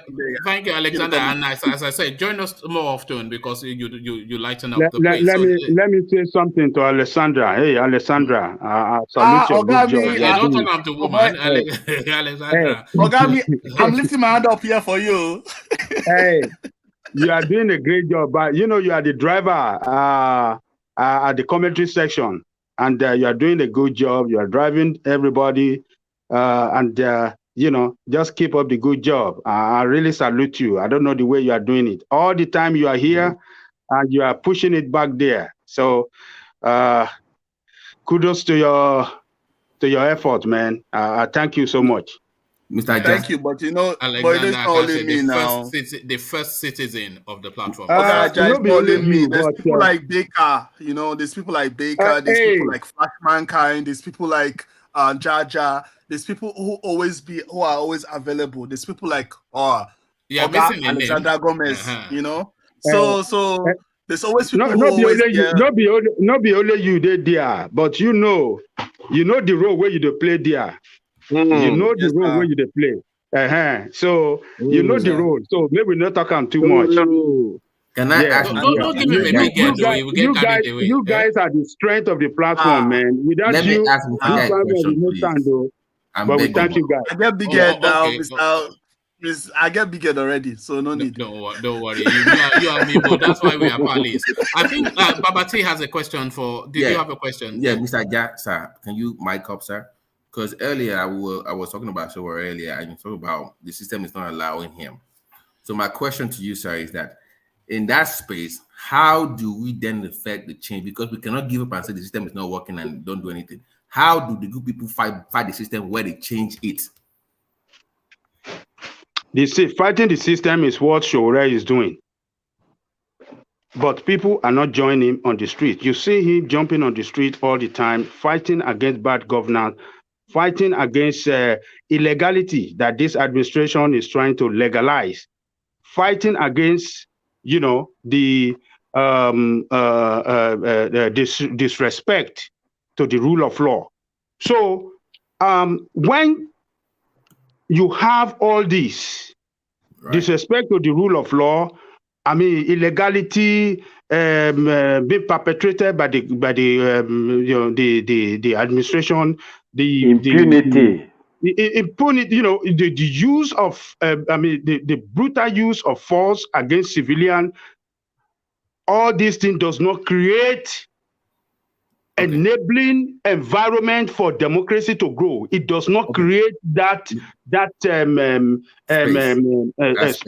for Showore to operate. Let me and when you don't have what you're going to be seeing is what you are seeing. You see this system of imposition by president on the whole party. Consensus. Imposition. It is just imposition. That is why you see their convention fight all through in their convention. So let me tell you this: when you don't have a system that will create enabling environment for everybody that want to contest for elective or free, to operate freely, to mobilize freely, to sensitize freely, then you don't have. You cannot have a good democracy. Let me follow up on that with you. Let me ask you another question. Don't you then need someone that can galvanize the people to fight that system? Because Showore is not. I don't see him galvanizing the people. Don't you need someone that can galvanize the nation against that system to crumble?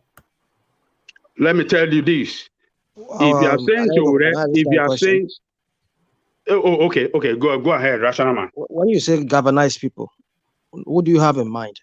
No. Like for instance, now the only person that has come close to that in my mind that has a kind of passion is like where some people out they have won from prison and they've won election that people love them so like we would die for this guy. Maybe Nnamdi Kanu has a kind of drive, but his own is too radical for me. But I'm saying that I don't have a name. That's my point. I like Showore. I told you I gave money for his campaign.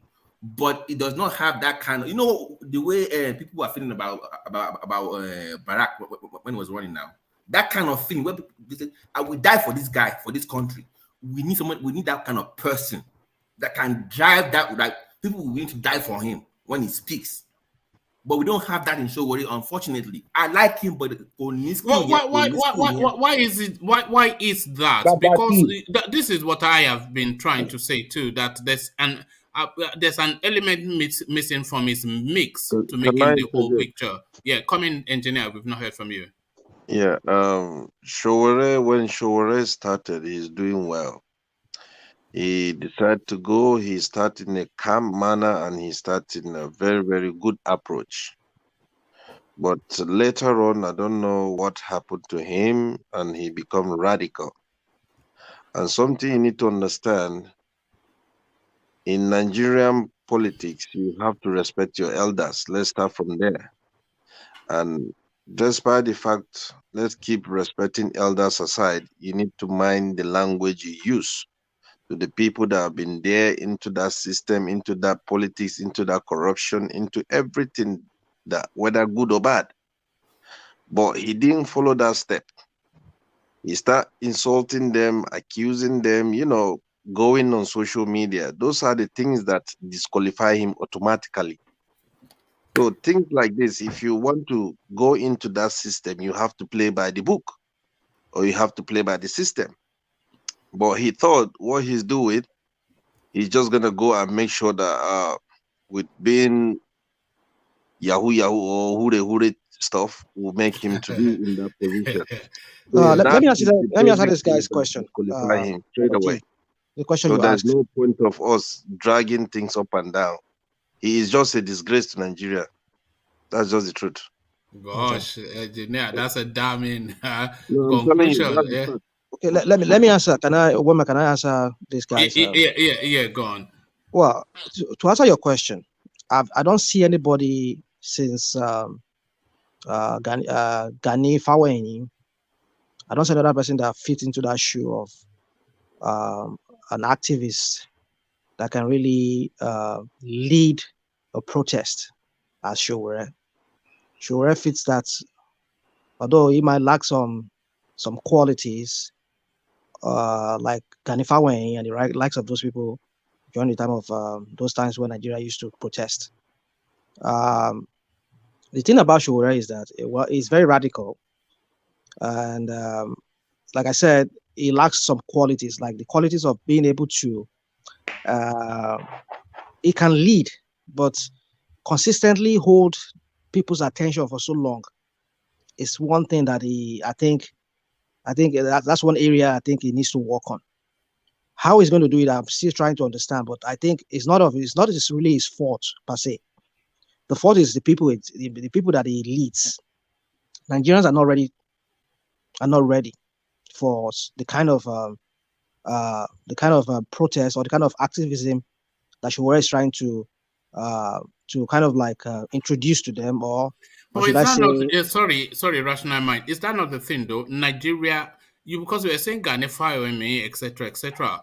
But Nigerians are ready now more than ever for revolution, for a change. Because the of crop the of weight Nigerians we have now. Can I interject 1 minute? Hold on, Ajale Koko. I'll let you finish. I'll let you come in. Yeah. I think the new generation of Nigerians that we have, we saw it in time. We saw it to be the NSAS. That what they were saying, they don't want him to join them, and I wonder why don't you want you to join them? They say because we don't want you to bring in your kind of activism and blah blah blah blah. So that's why I get that feeling that they're not ready for his kind of. His own is very radical. But they are ready. You cannot say they are not ready. That is to say, they don't know what they want. That is it. No, but they know what they don't want. They know what they don't want. And so, and that's why they're telling him that we don't want you to join us. Those group of protesters. Does that not in itself say? Is that not the point you are making, Baba? I think they don't want him to bring politicking into that's that what space. I was talking about that earlier. Like I like his, activism is all about politics. No?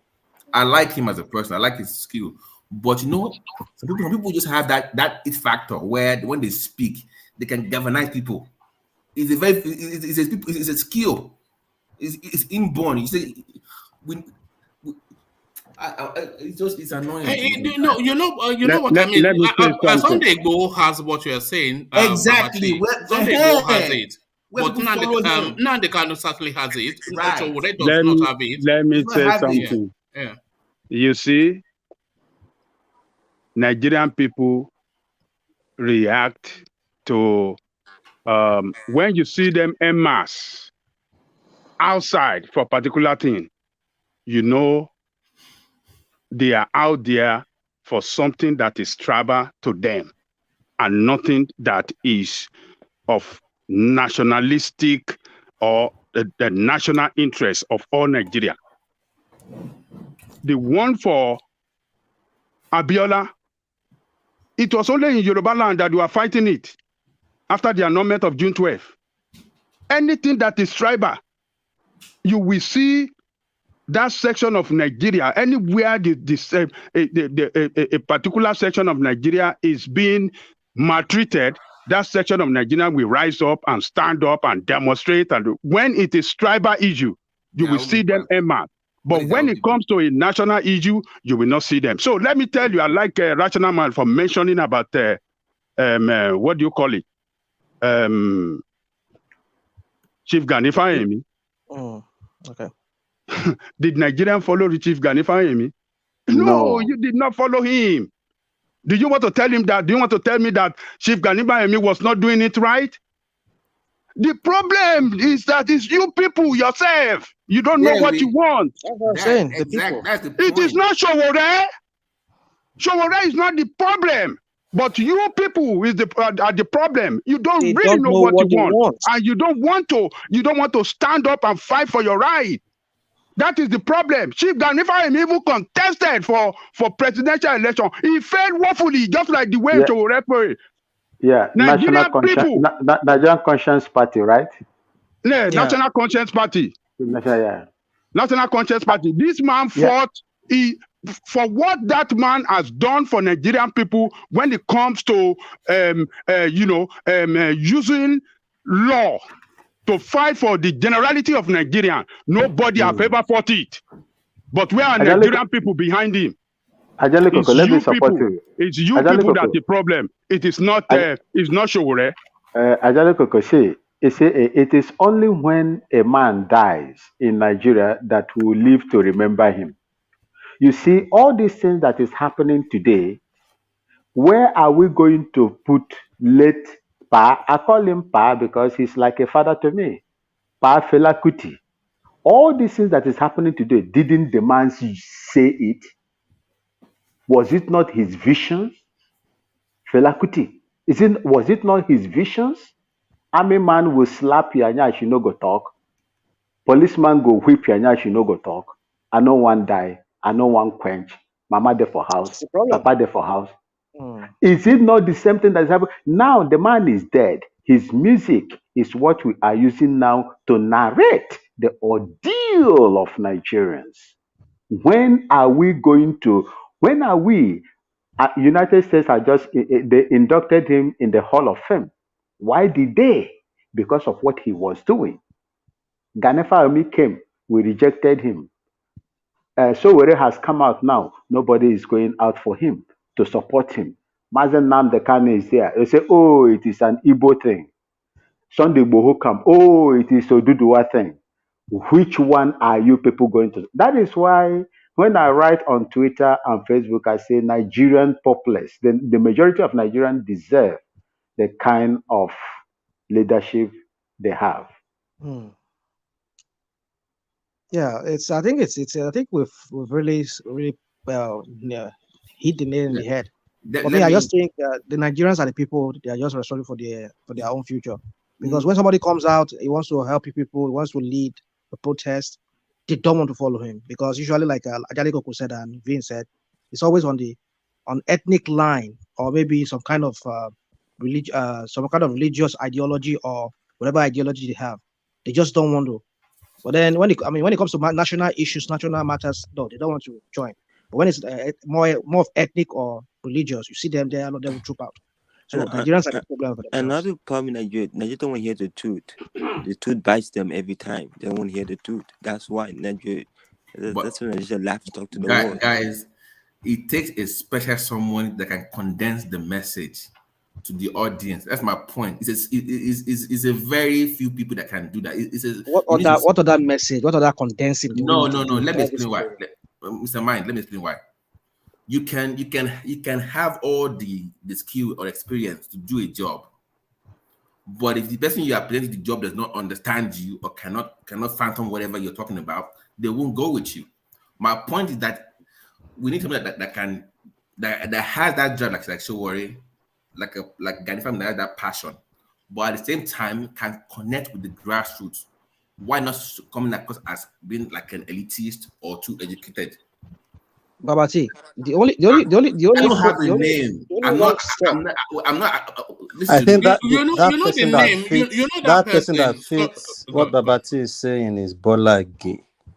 That has that exactly where you can speak to people like regular, but yet you are very intellectual, and yet you are very attuned to people's stuff. You know the person that fits in contemporaneous times, but it's just as he's too ethnic. It's Nnamdi Kanu. Right. Nnamdi Kanu is that person, but it's just focused on his own tribe. Exactly. You know, his passion, his personality, his drive, his vision. The language that he uses is the real killer because he has the go ahead. He has the language that connects.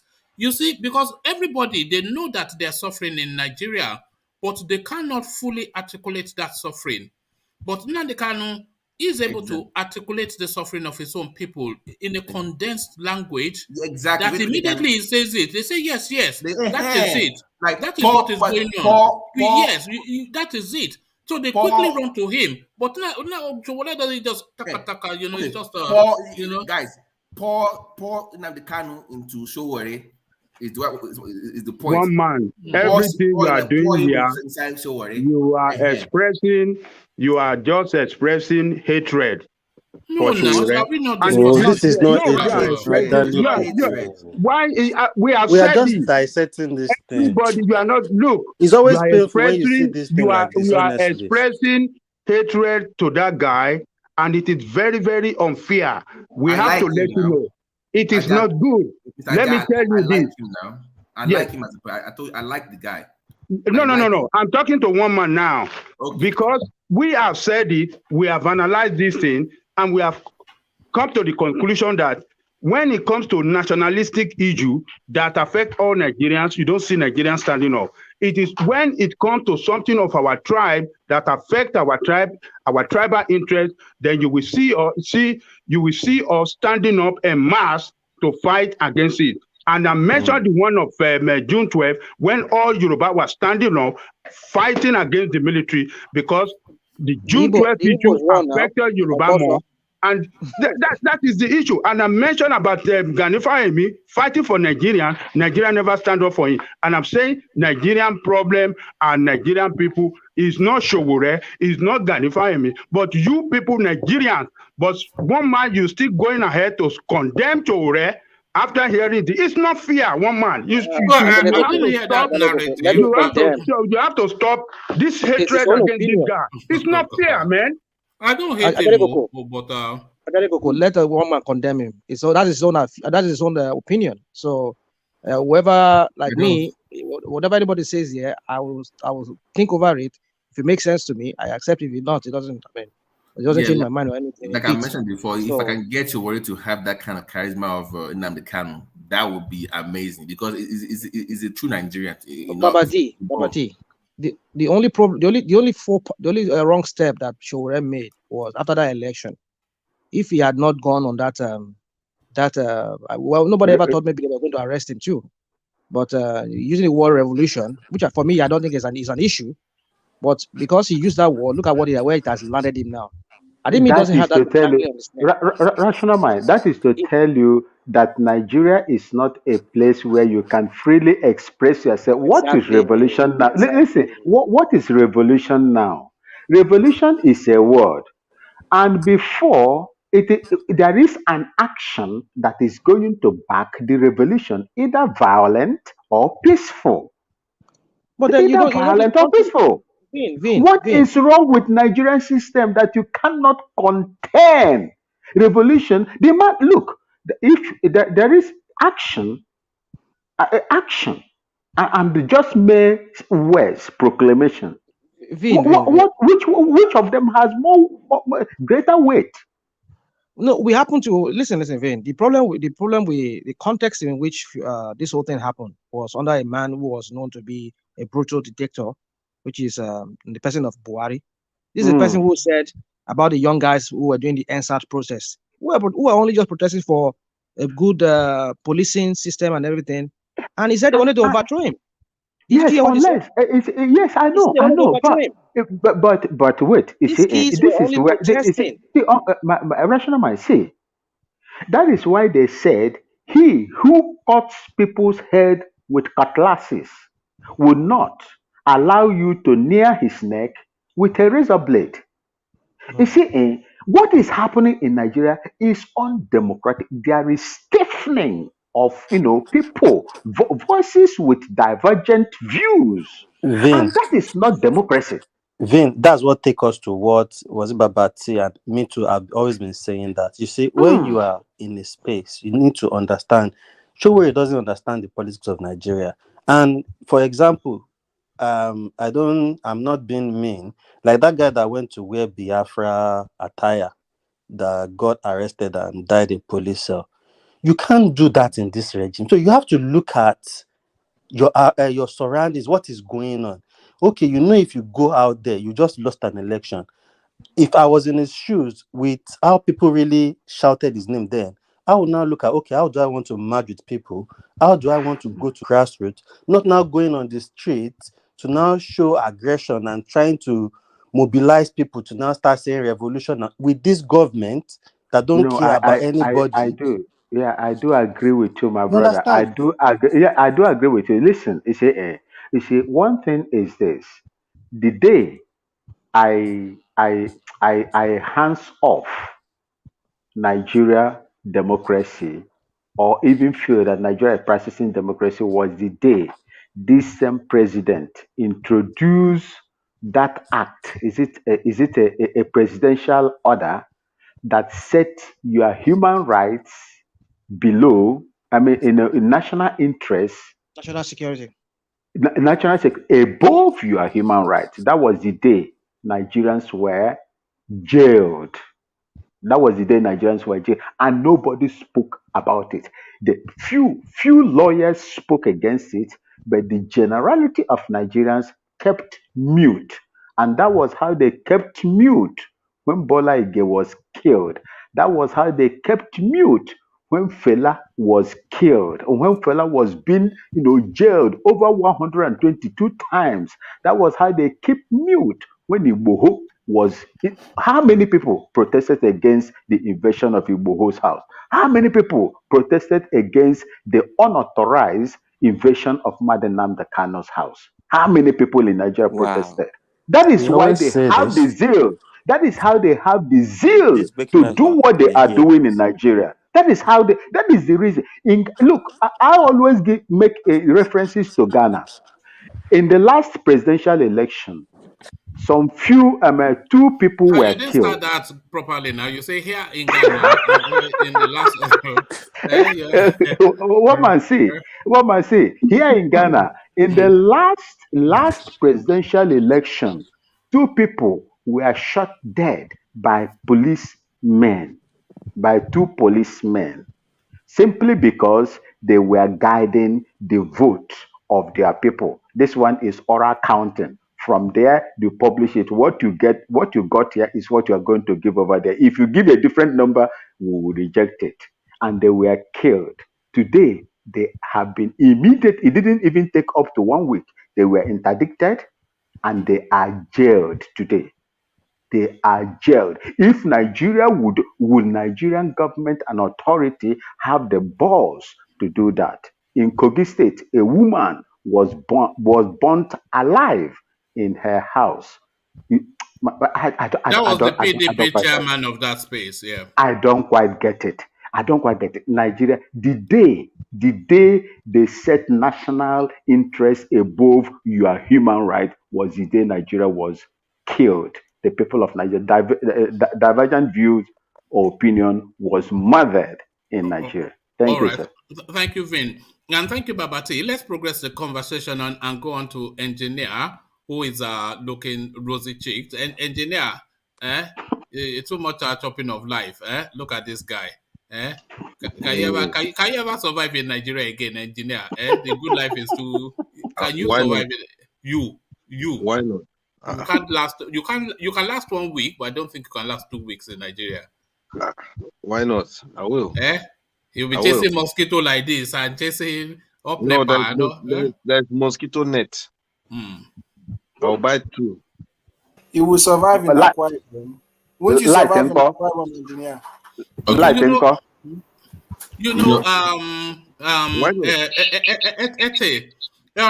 and watch a video by. There's a guy called Taiwo I know who does all these video logs in the Nigerian space. He went to Akwa Ibom recently. I never knew it was that. It's a beautiful place. So very. What are you saying? I don't understand. It's very beautiful. You need to go there for vacation. You need to go there for vacation. I would live there if I could. One man. There's no problem there. There's that's what they were saying. That there is a low crime area, a wealthy state, beautiful and neat and tidy. One man. Listen, you see, that is where I give Akpabio credit. In fact, if I give him 98%, I am not being truthful. He did well. He did well during that time as a governor in Akwa Ibom State. I was there. We passed there from Oron when I was at Bakassi, fighting the Cameroonians. No. I think it's having a private conversation and it's So one man, when if you can just enter those places, you will see how that place looks like. And it didn't start. It was from Donald Duke of Cross River that laid the foundation, and the Akpabio came in and deliver Akwa Ibom the way it is. I think any other person that comes here that will not build on what Akwa Ibom.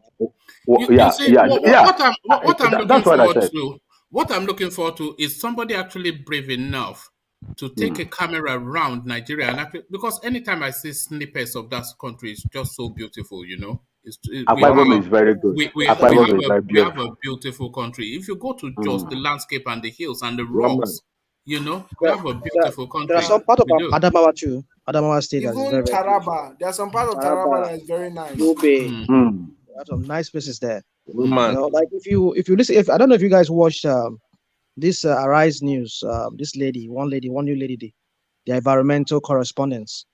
Okay. Yes, I've forgotten her name. Yeah. She covers this Dagote something. I think she was one of the crews that covered it. So anyway, she went to Cross River, that Tinapa and that place that Donald Duke made, and then they used to have. There's a place that's some very virgin forest that people are not even getting through there. Although what she was covering was on logging. People were illegally logging some of those old trees that are very, very expensive. Yes. Rosewood, and then very expensive. They set them abroad. It was just illegally. It's very expensive. That rosewood is one of the most expensive woods there is. Yes. So what I'm even talking about is that they have these gorillas, silverback gorillas. Yeah. I mean, these are very, very. I mean, these are how do I call it? Like for tourism. Tourism, make money for tourism. But I don't know. Nigeria, I mean, those areas are very beautiful. Akwa Ibom, Cross River area, very, very beautiful. They have one of the most beautiful forests. And the coastline was what struck me, because when you think of coastline and beaches, you always think of Bar Beach. And you don't think beyond Lagos, but the coastline in Akwa Ibom is stunning. It's very stunning. With Bakassi area there, that Bakassi area, they have white sand beaches there. And it's so underused. There's nothing there. There's nothing there. You want to travel around the world for this kind of things, and you have it there. You're not. Hold on. Go on. Okay, go on, Vin. If you get to a place from Ekang or Oron, from there you enter Oron Port, Oron Dry Port. You can go to Abana, that is Bakassi, from either Oron or a Kang in Cross River. Oron in Akwa Ibom, a Kang in Cross River. If you enter into that place, my brother, you will see Bakase, very fine place. The only place where I met, very fine, the place I met that is very, very good like that was in Barbados. In Barbados. That is the place I met. The place is very, very beautiful, my brother. It just lack In development. Barbados, you become Ghana. Yes. All right. So let's go. Woman, sorry, before you move on, I want to Yeah, ask a go ahead. question. I saw something bravely on that Arise. Why is Tudu Abiola angry? She's angry with somebody that they She's use always angry though. She's a that they use her short-tempered dad's woman. name. Something, something, something. Maybe somebody they interviewed or something. She got short fuse. Have you noticed that as well, engineer? Yeah. Himself and the other guy, what's his name? The black one. Rufai? Rufai. I like that No, guy. Abati.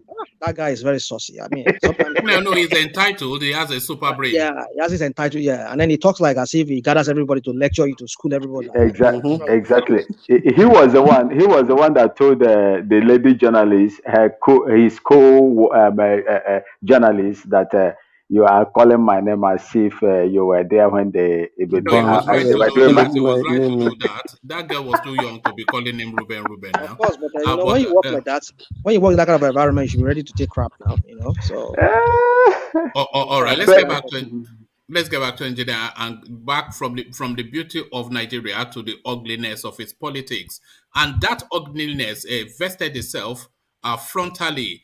We were beating, our phones stolen. Our foreign delegates lament at their experience at the APC convention. So this doesn't especially surprise you, does it, engineer? It's just another day in Nigeria. Brutality, foreign or not, you get beaten and you get robbed. They told us they've already agreed to their list. So why are they fighting again now, engineer? All right. Thank you, one man. Good morning and good morning to everyone. And before I start, Rational Man, I hope your voice is clear. I hope you're taking care of yourself because you lost your voice. All right. Yeah. Thank God for that. Good to hear that. Well, before I started, one man, I think Mr. Vine sent me that video, and I was watching it. I was laughing my head off, and we talk about Nigeria. I must be honest to you. I don't know. If you're guiding animals in the north, if you're taking animals for them for a walk to go and eat, if they're going out of the track, you use a stick to wipe them back to join the other queue. That's how I see what is happening in that territory called Nigeria for now. Honestly, the video is too funny. I'm just wondering, and what baffles me there, right, is the youth. The amount of turnouts they came out for that. My goodness. Honestly, I'm just wondering, one man, if we have that kind of youth that will stand for let's say from the south, Peter Obi or Nnamdi Kanu, that would be very, very nice. Or if they come out from the eastern quarter, let's say Igbo or Showere, that will make Nigerian to start thinking way forward. Yeah. But coming out like that, Nigeria is finished, one man. I'm sorry to say it. I mean, Nigeria. It just strikes me as so unnecessary. When they've already done all the pickings, they've picked the names. He's picked his one and he's told them to go and pick theirs. So they've all agreed names. So what are they going? Did they not tell them that there's not going to be any elections taking place there? So just come and have a beer and chill out. That was the whole idea. It's a wake up call. They should remember during the food crisis. What did they call it? Is it palliative? Look at what they did.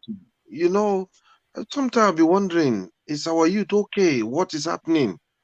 Did we offend any Satan in Nigeria that is punishing us? because it's getting out of hand. It's completely getting out of hand. We have massive youth hoping that things will change. But the way they are coming out for these people, you know that these people, they are a failure. APC is a failure for 8 years. Why are you coming out again, running up and down for them? To the stage, they are flogging you on top.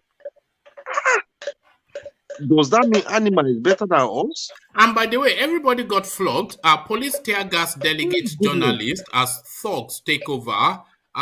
International delegates robbed and beaten. Delegates from other factions of the party beaten up. Well, you saw the videos. It's just chaos, isn't it? Slaps. Are we now becoming animals or what? So one man, they said Buhari came and left. Is it true? No, he was there. He made a cameo appearance, yes. My goodness. He doesn't have to be there now when he's already told them what to do, you know. Wow, it's quite unfortunate. All right. You probably respond with the same way to the bandits storm Kaduna airport, open fire on aviation workers and passengers. You know, this just cannot carry on because this is damaging the country. This is setting us back. Who wants to come and visit? You beat up delegates that come to visit to observe your convention, and on their way out, you shoot them at the airport, saying you're bandits. How do bandits infiltrate an airport? That confuses me somewhat, engineer. One man, you see, yesterday I told you something here. A lot of people in this platform yesterday, they're trying to find strategy. Oh, let's do this. Oh, no, we have to follow this. I said this yesterday. When Fulani are coming, nobody knows. Nobody knows. We have vigilante that Nigeria can provide. If truly we have a leader of a state, if he wants to make sure no Fulani will go into your land, they will do it. I was given simple example here yesterday. A lot of people in this comment, they keep saying, no, you have to go through this, you have to go through it. I was just looking at them. To the stage, I can't even talk. I just give up. You understand? Because look, if Fulani people are coming, I keep saying this, they don't give you phone call that we are coming. They take people unaware. So why can't each state organize something that you will take them to unaware? I study in the north. I attend police children's school. Where I deal with Fulani kids. If they are coming, they don't give you information. They will threaten you. They will beat you up. If you stand and beat them, double beat them, they will go back. If they go and complain to the above masters, the above masters come to you. Tell them you don't know. You're not aware. You have to play devil's advocate. But when you see our brothers here in this platform, if I'm trying to say something, they will keep trying to analyze, I will be looking like, what the hell is going on with us? We are losing our senses. Fulani, if they engineer, I know that's we're against what you said. What you said is a good way to go. But in the context in which that country operates right now, it's very, very difficult. Hold on. We've seen an example of when people went secretly into those areas and go and beat up, or should I say beat up, or maybe chase out those Fulanis. The next thing, Makban, the Fulani, whatever, this is their Mayeti Allah. They went to Asu Rock to report. The next thing, the IG sent special whatever to go and arrest those people there. And they arrested the whole village. Any proof? In your area there. So what are we talking about? Proof? Yeah, but any proof? Hold on. On those states, somebody, I think one of these, what's it called? This Fulani, something went and ate Seriki. No, not even the Seriki. He ate a whole crop. They had to write to IG had to write to the to the chiefs and the king of that town to come summon him to Abuja. What are we talking about? So that is, they do it secretly. They slaughtered all the animal, all the juju. to kill and use thunder to strike those animals. But they called for them to come to Abuja.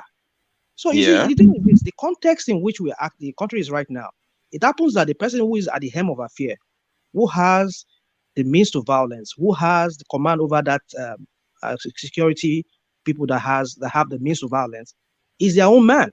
That is why this thing is happening.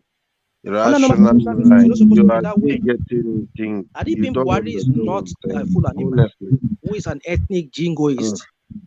Then maybe this kind of thing you are talking about would work better, but it cannot work because if you do it, it will leak to Aso Rock, and they will send. I'm just giving you an example. I'm not giving you an example enough for you to understand that that's what it is. The example you're giving me is like you're telling me that you are withdrawing back. You are scared of the Fulani. No, we're not scared. We're not scared. This is how you can deal with these people. We understand, and I agree with you. I give an example. Look, Sunday Igboho come out. He was chanting, shouting. One man, if you can remember, I told you vividly that the way this guy is shouting, they will come for him. They will definitely come. Yes, you did. You said several times. You said it. You see what happened? What happened today? What happened? They came for him and they do their stuff. Fulani don't listen to that word. You're coming for them. No. Just do it behind closed door and keep quiet. If they come, we don't know. Simple. Look at they're coming to airport to start shooting people. My goodness. Has it gotten to that stage? That's disrespectful. You are these people, they are not Nigerians, they're tarnishing that country's name. So you, the Nigerians, we need to wake up. We need to wake up. It's time. Don't spare these people. If you do them 1, 2, 3, they will run away. I'm telling you, they should, if they like, they should go to Abuja and report. Police will come, investigation, or they will invite the elders. Elders will tell them clearly, we don't know what happened. Simple and done. No Fulani man will come to the same place and commit the atrocity. I'm telling you, very easy way to do things and wipe it out. All right, we're not advocating violence, engineer. So we are not one man. We are finding solution to our problem. We are finding solution to our problem. I told you, I attend police children's school in the north, in Maiduguri State. And this is what happened. I encounter Fulani kids. They beat me up. One day we gang up, we beat them proper. And that was it. They never come. All of them, none of them crossed that area again. So that's how it works. All right. Let's take you away completely from there and take you to the east. But it's still a fight, though. Simon Ekpa versus IPOB. So who's going to be the winner in that space? It's just I'm backing Simon Ekpa because he just seems a lot smarter than them and a lot more tuned in. But now the Kanu has been abandoned, though. Whoever tells you otherwise is just looking to past glories. But what are you making of this never-ending battle between IPOB and Simon Ekpa? The only person I want to see fighting each other is Asari Dokubo and Simon Ekpa. That's the real fight, isn't it? Yeah. That's where the real fight will start. Yes. But it's unfortunate that I said this last time that the way they are treating Nnamdi Kanu, I'm really disappointed. I must be honest to you because every cockroaches will come out that he's IPOB or he's this and that. This completely, I find it disrespectful because this guy, he vividly loved Nigeria and he came out to say things about how solution will be, regardless how people, they overreact because he read people's mind. He read everything about Nigerian citizens in their mind and it's exactly what they are waiting for. And due to the poverty of that stage, he exploded, and they were all happy to join him to find the solution. But unfortunately, he's being kidnapped today, and some chanty humans, they sit down in the name of IPOB member, trying to start. I feel sad, honestly. Do you think it's about money? Do you think this is really about money? All the ones coming out now, they're all about money, trying to show up. what there's this word, I forgot this word to say, to be honest. This, you see, notice me. Anything that they're coming out in the name of IPOB, this guy, oh, you already know him, one man. He's your one man, high tire man, you call him, innit? Is it, yeah, high tire man, the way he dresses and the way Oh, he you mean makes, Simon Ekpa? of course, Oh, yeah. cross-dresser. It's a cross-dresser. We all know Yeah, that. cross-dresser. Sorry, yeah, cross-dresser. Because to be honest, if Nnamdi Kanu didn't start all this thing, honestly, all these cockroaches won't come out and be giving all this Yes, kind of thank you very much. If nonsense. Nnamdi Kanu did not start all this, Simon I'm telling Ekpa will you, still be doing army reserves in Finland, looking to of make course. that one You go and be 100 lifting euro. iron now. You go and be lifting Yeah. iron and stopping burger. That's it. But So it you see, wasn't that it was especially a Biafra something. It was that space opens up and you can see opportunities there. It's just an opportunist now. yeah, exactly. So people like this, I just look at them and smile. Okay, what has he done since this guy has been in prison? Has he for one day visited, or has he for one day make attempt that, oh, I make attempt to speak to Nnamdi Kanu, but look at what Nigerian government they do? Never. You understand? So that's where you should start thinking, these people, they are just piece of I just don't want to swear, to be honest. They are just piece of something else. They are just there to make that money and to pretend and to deceive people that, oh yeah, The only thing they are. that upsets me somewhat is all these games that they play is being paid in human lives, because people are actually, Exactly. people are dying from the back of all this. Exactly. If you can remember, then there was a time when youths, they came out, I think is it in Aba or Onitsha, they came out to protest about the IPOB member. You need to see how the Nigerian uniform men catches them and roll them in the gutter. I don't know if you noticed about that video. Honestly, that video went rampant and to the stage that some of them were being, they shot some of them. It's quite very sad because and most of the guys that they shot them, they have kids. Imagine who is gonna raise their kids. That's it now. Who is gonna raise their kids? It's something that, to be honest, Nigeria need to. I don't know how to call that country to fix, because if today they catches those people, okay, fair enough. You guys are agitating. Go back home. This is what the government sent us to protect you people, and we don't want. If Nigerian army can table things like that and tell them to go back home, you understand? But putting them in the gutter to the stage that some of them, they got tired, they can't even roll inside the gutter, and you decide to shoot them. So things like this, one man, honestly, it's sad. It's really sad. I must be honest to you. Well, in terms of Samuel Ekpa, honestly, I think he will receive his own lashing and he will receive his own koboko, the way I see how things are going now. Because I think what he's trying to do, he wants to override the Nnamdi Kanu's team. And so because he knew that this guy is, this is where he is, so it's the best chance for him to make that double step. If and when Nnamdi Kanu gets released from prison, I can almost with certainty say that there's going to be a clash between the two of them. My goodness me, one man. Oh, I wish because Simon Ekpa would have gotten too big to stand down, and Nnamdi Kanu will want to reclaim his position. There will be a fight between the two of them. Sorry, can I ask a question? Can I ask a question? Go on. If some people are claiming, yes, Nnamdi Kanu asked Samuel Ekpa to take over, so why are the Ipob people having problem with him? If it was Kanu that actually asked him to take over. No, it wasn't take over. Broadcast. He should be given time to broadcast. Yeah, but it's still the question. Not take over. Yeah. Yes, take over our broadcast, but this question is still the same. So wait, so Mr. Vin, are you saying now like Samuel Ekpa is now going beyond the boundaries meant to be? It's a Simon Ekpa. It's not true. It's not true. I just want to understand. It's not true. I don't get it. Yeah, there's something I want to tell him. Simon Ekpa had his own platform before Nnamdi Kanu was kidnapped.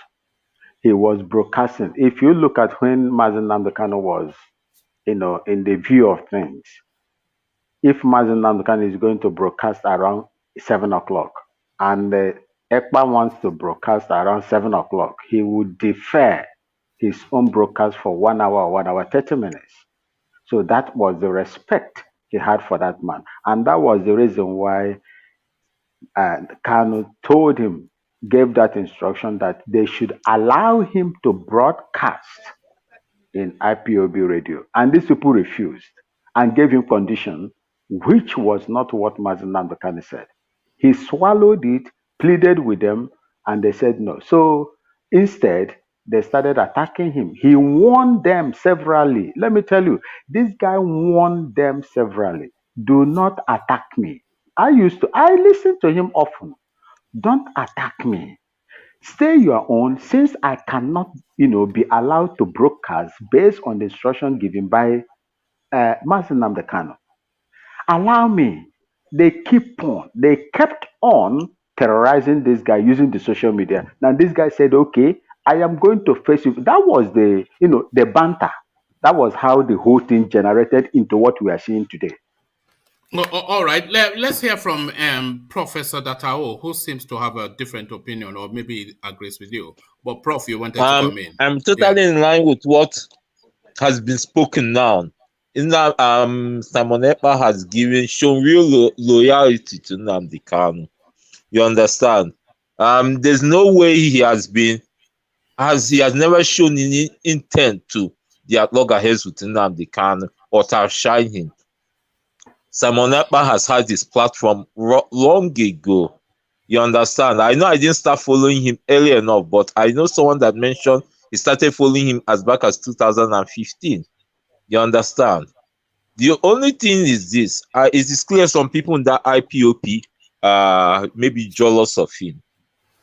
And one thing is clear, when Nnamdi Kanu will be released, heads will roll in that IPOP. All right, we certainly look forward to that, just for the drama. So thank you, Prof. So gentlemen, the clock actually goes forward by 1 hour in this country.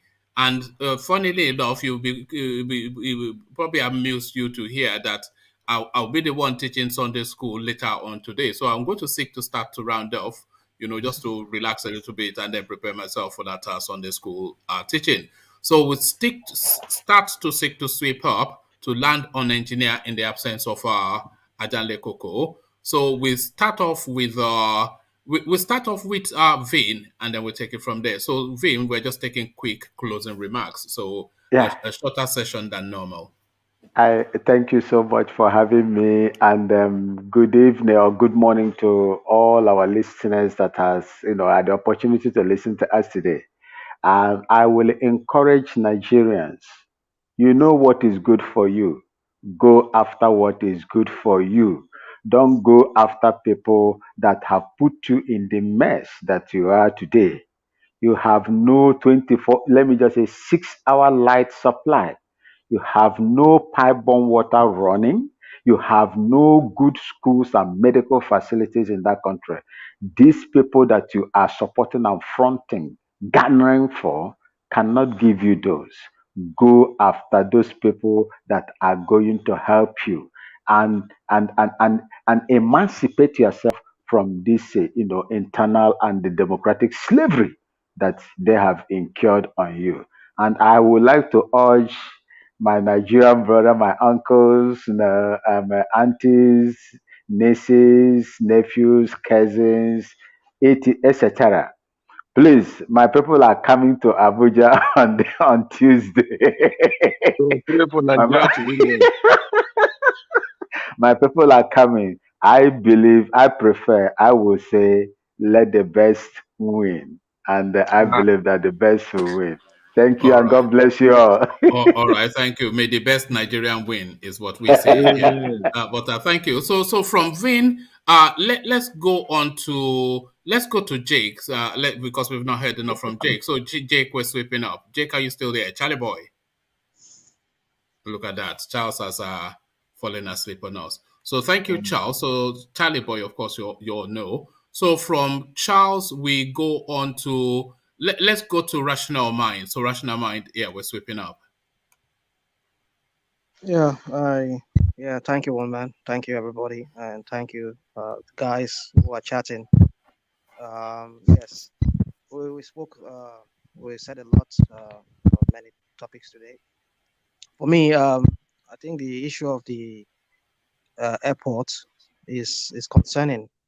It's troubling because if we some time ago we heard that these people have the capacity of bringing down jet fighters or even helicopter or planes.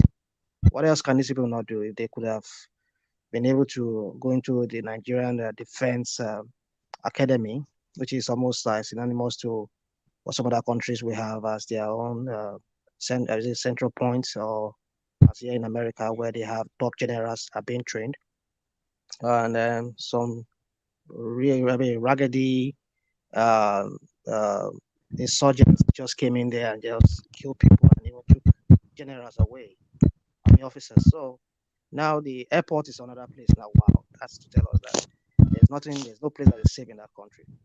Buhari has totally destroyed that country, has destroyed the security architecture of that country. Those installations that are supposed to be considered heavily guarded are also now being attacked. Wow, that tells you that nothing is even safe. And I was even, I think I read on one of the news that one minister's son was kidnapped. Was it Pantami?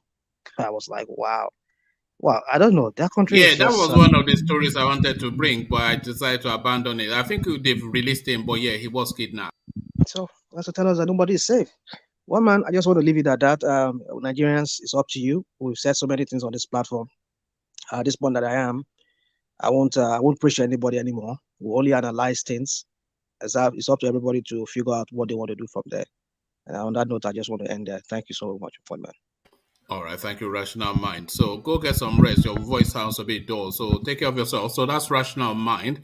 So from Rational Mind, let's go on to Ayo. Ayo, we're taking closing remarks. Ayo, your words. Okay, I think we have lost Ayo. So have a good night, Ayo. So let's go on from Ayo to Professor Data O. Prof, we're taking closing remarks. Yeah, good day.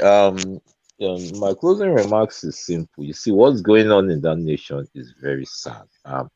We have a set of politicians that the very evil one on the Apc'S, and they are just oppressing the populace.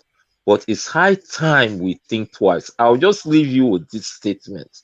I watched something on YouTube. Shore said something like he said, imagine that is hunger that drove these players to go and back Tinubu.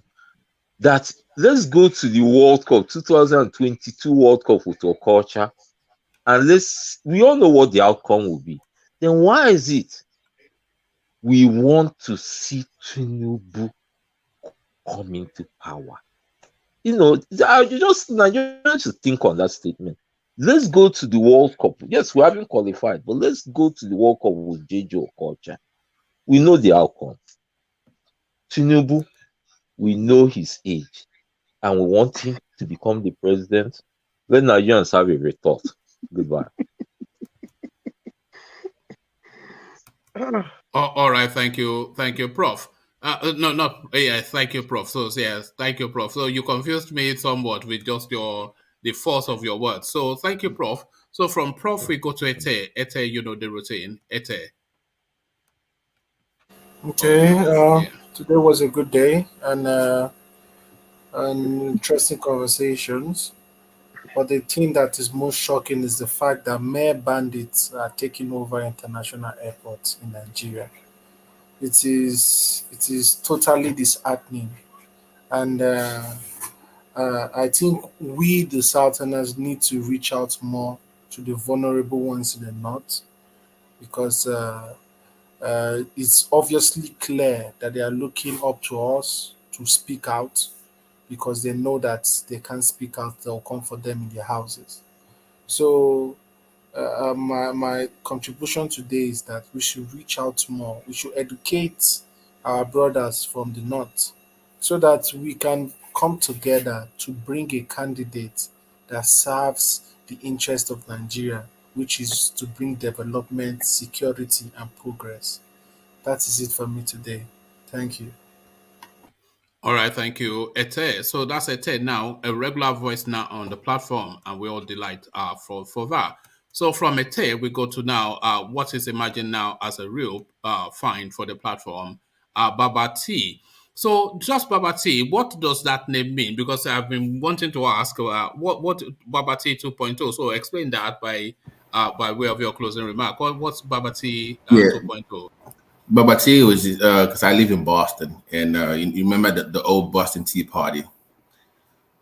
So it comes from the Tea Party from the fight between the British and the American old colony.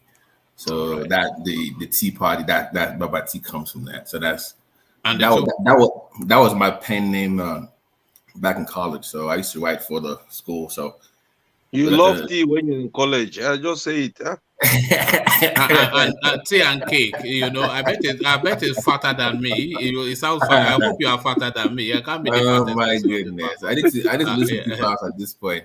Yeah. But the closing you. remark, the closing remark is passions and tempers flare today. People were very passionate. It got a little bit heated today. A whole lot of emotions. But regardless of what we feel, I think it just shows how much we love our country, regardless of what we say, regardless of how we seem to be tribal sometimes. But at the end of the day, most of us, if not everybody, loves the country and we wish it worked. But I think it's coming out of frustration that, because some of us, we've traveled abroad, we will see how things work. And when we come home, when we see things, we get frustrated. We are not Haiti. Haiti does not have money. We have money, but yet we chose to be poor. It's like an option that we chose to. And that kind of frustrates people. And I also think that this coming election is going to be probably the most important one in our lifetime. It's going to shape the country. And if we're not careful and we don't pick the right person, that country might be doomed and they may never recover. And we have to pay attention. I know we say that those votes don't count, but we have to make it count by putting the right person in there and doing right by the country. And it's the whole killing and stuff. And at some point you get tired of it. And also, I don't want to give up on the country because Mr. Ajah, the way he sounded frustrated, like the country is so, it doesn't allow anybody to do anything. And we have to force the system, right? The system is not going to change overnight. You have to force that change. And it takes a special someone. They only come once or twice in a lifetime. They don't come often. But when they do, we have to come around them, support them, and force that change that we need in that country. And I believe that we can find that person that can cut through the political divide, the tribal divide, and the religious divide. I believe something that country can be greater and can be better than most first world countries. I believe that strongly as a Nigerian. And I think that we can do that, and it's possible in the next 10 to 20 years. Thanks for having me again. God bless you. Thank you. All right, Baba T. So there it is, Boston Tea Party. That is what underpins it. I was thinking it was a nickname from school. It is a nickname from school, but I thought it was Baba Tunde. I thought it was a Baba Tunde something that we were hinting at, but apparently a bit more sophisticated than that. So that's Baba T. Now a new voice that comes to join us fairly regularly. So turn up again, Baba T, when you're chanced. So from Baba T, we get to one of our regular staples, DOG. The original gangster, I'm assuming. DOG, your word. Yeah, everything that we hear from that country every day is mostly bad news. But the good news is we have a chance to make a change, which is people, first thing, get your PVC, because if you don't vote, you don't even have the right to complain. You need to get your PVC, educate yourself. Now is the time to vote the right person. The country is at the brim of collapse. So we need to wake up, people. We need to wake up, honestly. I will leave it there. Then I will say thank you to everybody in the comment section. You guys are really, really very encouraging because most of the time you keep us going here. One man, kudos to you. I still always say, I don't know how you do it. And you still go to anchor your Sunday school in the morning. You're a superman, the eagle himself. Have a good night's rest and rest on time so you don't go and start saying Talking Buhari in your nonsense. readings in the Bible. That's that. Okay, I'm telling you, woman. I don't know. I'm telling you, woman. All right. Thank you. Engineer, hopefully I'm Yes, coming my to brother. Birmingham soon. My brown Yes. people, we go try and Yeah. link up one way, sha. Yeah. Yeah. Say hello to Princess, please. Say that again. Say hello to Princess. Oh, yeah, Princess. Yeah, Yeah. I will say hello to them both. All right. I'm on duty tonight. My wife is on call. They called from the hospital. She's a doctor, so she had to leave us alone tonight. So yeah. Anyway, yeah. Woman, take care, everybody. Cheers. Thanks. All right, thank you. So that's DOG. So from DOG, the final word, engineer. Well, one man, you have done well. I just want to use this opportunity to say thank you for giving every Nigerians in the world to come to your platform and discuss their mind. And sometimes they give you a bit of lashes. But I like the comment Alexander said, the comment he wrote earlier on, and it's something I discussed with you. So it's like myself with Alexander Gomez, we're working something out. And also, I want to use this opportunity to say thank you, Ajale Koko. I know the platform now, they're turning you to become a little bit kind of short fuse man. So Ajale Koko, Ekpa, no verse, I beg. It's just we are still youth. So don't follow our own pattern and judge things. I know it's a bit frustrating.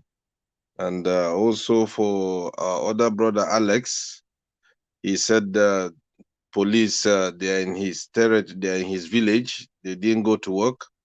I know maybe it's one or two police that they are off duty that pass around the village. That's why. But unfortunately, I didn't have time to speak to you. But anyway, we'll still meet again. Like I said, one man, thank you very much, and take it easy.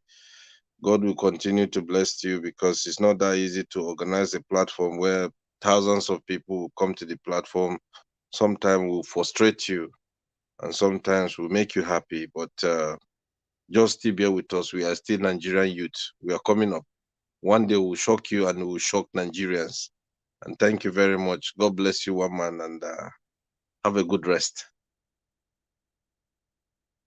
All right, thank you, engineer. So thank you, engineer. I'll speak to you during the day. So thank you, engineer. So that was engineer.